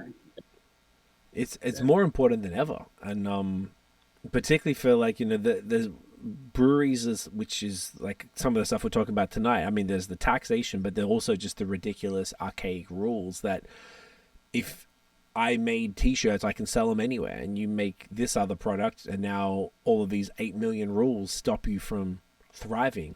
I saw a stat. I was trying to find this stat like yesterday, and I couldn't find it, but there was some stat that was saying the percentage, say, of beer, I guess like craft beer high, like how many households are supported by craft beer, or how many the percentage of all beer people, obviously what's craft 5% in Canada, something like that. I think nationally it's a little higher. Ontario it's lower. Okay. The most recent numbers I've seen were probably in Ontario it's about 11% of the market. Out west it's in the 20s. Jesus. Okay, that's okay. Last I heard was 5, so that's fantastic news. But even if you look at out east or where what those numbers are, or Quebec, maybe that's national average. Maybe national average. I mean, that's pretty dope. But it was still, even with including all the macros, craft beer, it was like something like, and I'm going to absolutely butcher it, but it was something like 80-something% of the volume of employees of all beer employees were in craft breweries, just because of the sheer numbers, And well, because they can make, like, the big breweries, once they have the technology in place, it's people pushing buttons, which nothing against what their job is, but like, it doesn't matter how big the brewery is. Yeah. Different. It's scale. It's an industrial process versus a more manual or more organic kind of thing. And that's ultimately that's these are some of the most successful companies on earth that wind up in that stage. It's just what ultimately has to happen to get there. I don't know that I'm on board with. Where that has to, what you have to give to get what you get at that scale. It doesn't feel like as important or as it just feels more soulless, a more soulless thing. And like, I'm not so romantic. I don't think that we run a manufacturing business. That's what our brewery is. We manufacture product. We just do it in a more handwork way than they do at a major. But like, to be viable as a brewery, this province, in this country, and in general, you have to come at it with that mentality that this is a facility that needs to produce a product. It's a factory. It's a factory. It is. Yeah. We hate to say that, but that's what it is. Right. And if you have that mentality, or at least keep that mentality in your mind, or be cognizant of that, or accepting of that, like, it only goes so far and it only lasts so long. If you ultimately can't make what you're doing, you can't do what you're doing in a way that supports the business and the people that work there, you're not going to be around. And that's unfortunate. And that's not always people's fault that they're not around. It's not always, factors change, economies change, inflation, prices, markets change, and people, have hard times. But for me anyway, I think that you've really got to be just very cognizant and very accepting of the fact that, unfortunately, like that's the basis of this, is that we have to make something that is economically viable. Yeah. We have to be viable for business. We have to be cognizant of the fact that we have a plant here. We spent a lot of money building this plant out here, and it's got to produce. Otherwise, there's no point in having it. Right. So, like, it does kind of take some of the romance out of it, for sure. Unfortunately. But it's got to be at the forefront of your thinking. It's not. I'm not trying to. That's the thing that makes the decisions, or we use to make decisions. So that's not the lens that we try to look through the business at. But it's got to be part of the calculation. And that's the thing. Like, when we're running a production facility, we're employing people to do most of those jobs. Where larger brewers, it's automated. And again, I'm not saying that they're doing anything wrong. That makes sense from a cost perspective to do. Most people, if they could save money by doing that, would do that. But most small brewers are never going to be able to afford that sort of automation. The number that I've kind of heard tossed around about it, and is 90% of the beer is made by 5% of the labor force. So you're looking at 95% of the beer, or the workers in brewing Ontario or Canada, work in craft brewers. They produce collectively 5 to 10% of the actual beer consumed. Right. That's kind of, it's just that those numbers are not gospel. I mean, that's just used as an illustration of how that ratio works. Is that we are incredibly labor heavy on our side. Our workers produce, as an industry, substantially less beer per labor unit, whatever you want to call it, an hour, person, whatever, than the big guys can. Right. Just by sheer mechanics, really. Yeah, that's by sheer scale. That's really it. It's just scale. So then it makes the rules even more ridiculous. The more restrictive rules, like, look how much harder everyone else has it, yet this is what craft breweries have to deal with to sell a product where in Las Vegas, in Key West, in Savannah, Georgia, you can walk the fucking streets and it's no problem, and people aren't just dropping dead from alcohol. And there's a cannabis shop on every corner, but no, you have to have all these crazy restrictions on beer. It's just so absurd. Like, it's okay, guys, we get it. We know it's bad. It's alcohol, but we can handle ourselves. It's okay. It's the biggest kind of paradox or hypocrisy, I think, in Ontario. And not to cast shade on the cannabis side of things, but you can walk out of a cannabis shop and light up a joint and walk down the street. Correct. You can't walk to a beer store and open a beer. Nope. Yeah. But you can in those cities I mentioned, and I went to all three of them, and I didn't see no dead motherfuckers on the streets. Everything was a vibe. I didn't know when I went to both Savannah and Key West this year.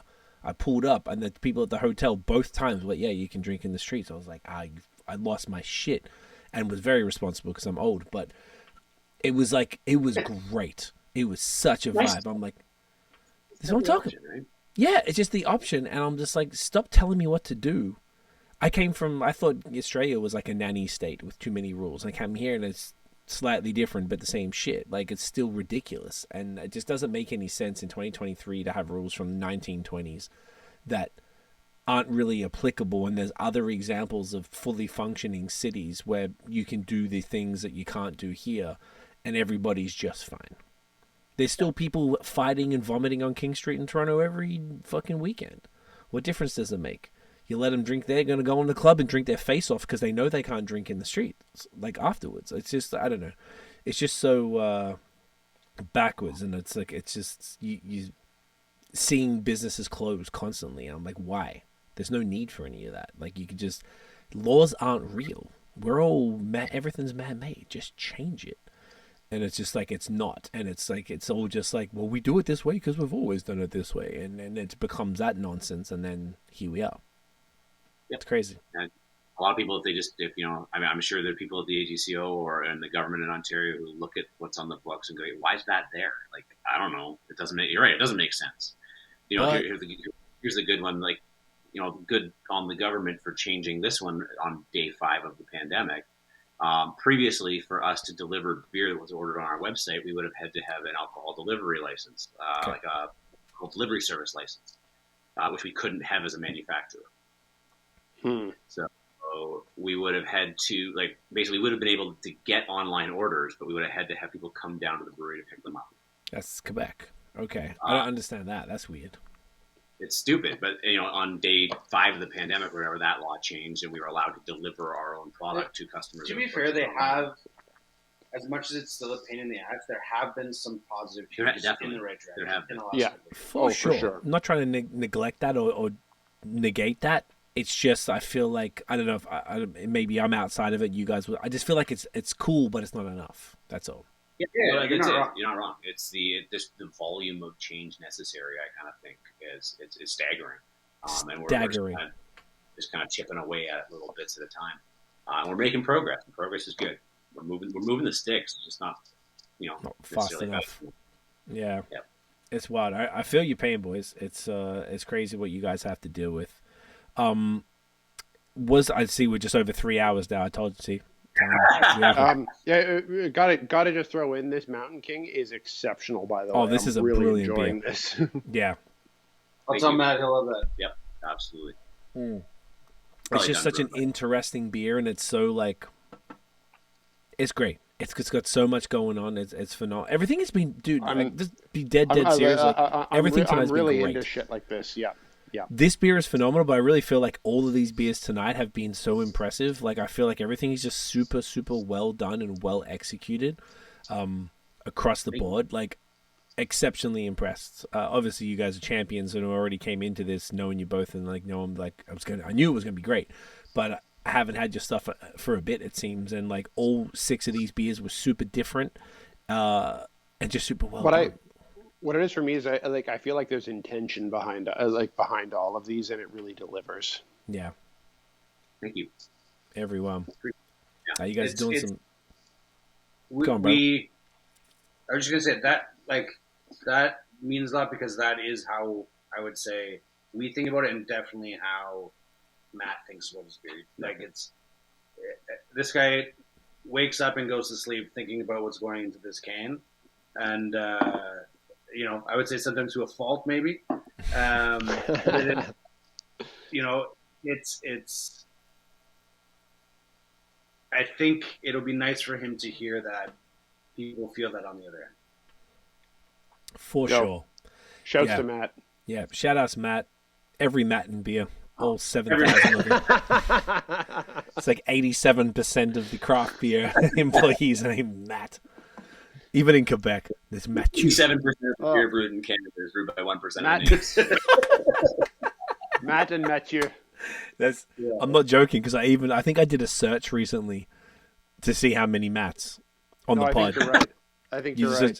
BOS podcast, MAT, just one Matt, because sometimes it might be MATIEU, you know, just in case. Yep. It's exactly absurd how many they are. I love to see it. Chris is another big one. Yeah, Matt's and Chris. There is some Dans and Cams, though, to be honest. There's a bunch of Dans and Cams. Mm-hmm. Yeah. Oh, that's true. There are some Dans and Cams. Yeah. Adam's a big one. Adam's another one, yep. Do you know what? We had 2 podcasts back to back, and I was just, you know, like, I made the fucking asset to promote it last night, and the week before was Adam and Rich, and this week was Adam and Matt. And I was like... I said, Tiff, there's 2 Adam. Have a guess what the next name is for this one. And she's like, Mike?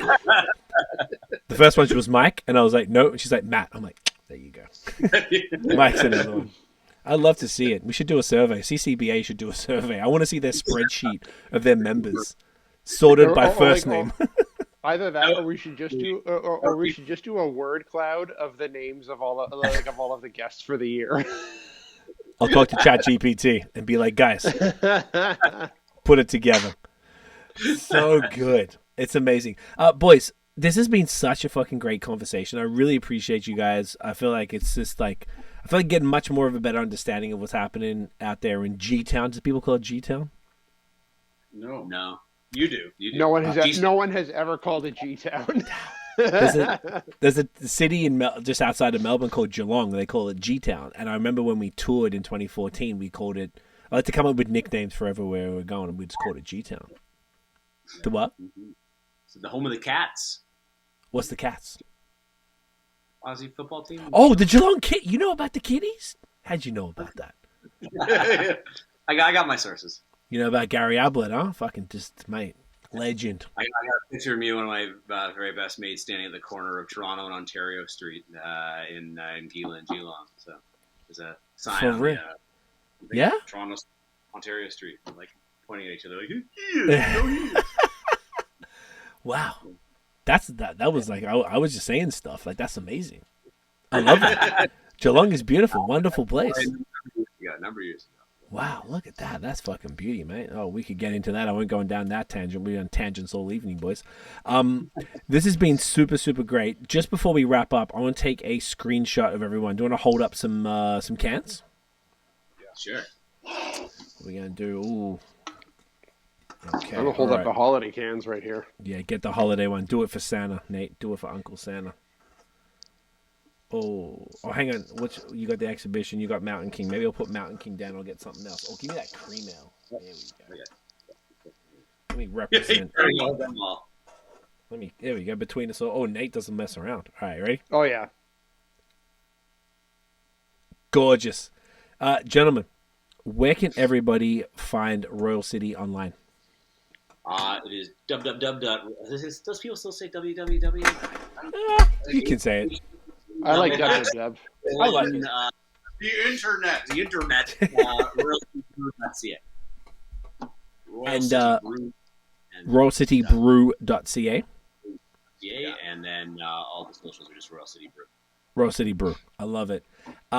Stick around after. We'll wrap this up and we'll just say goodbye off air. But boys, champions, loved it. This is awesome, guys. Go Royal City Brew. Go visit when you're in G-Town, and pick up some beers. Get these Christmas beers before you can. By the time this comes out, you should have time to grab all this stuff.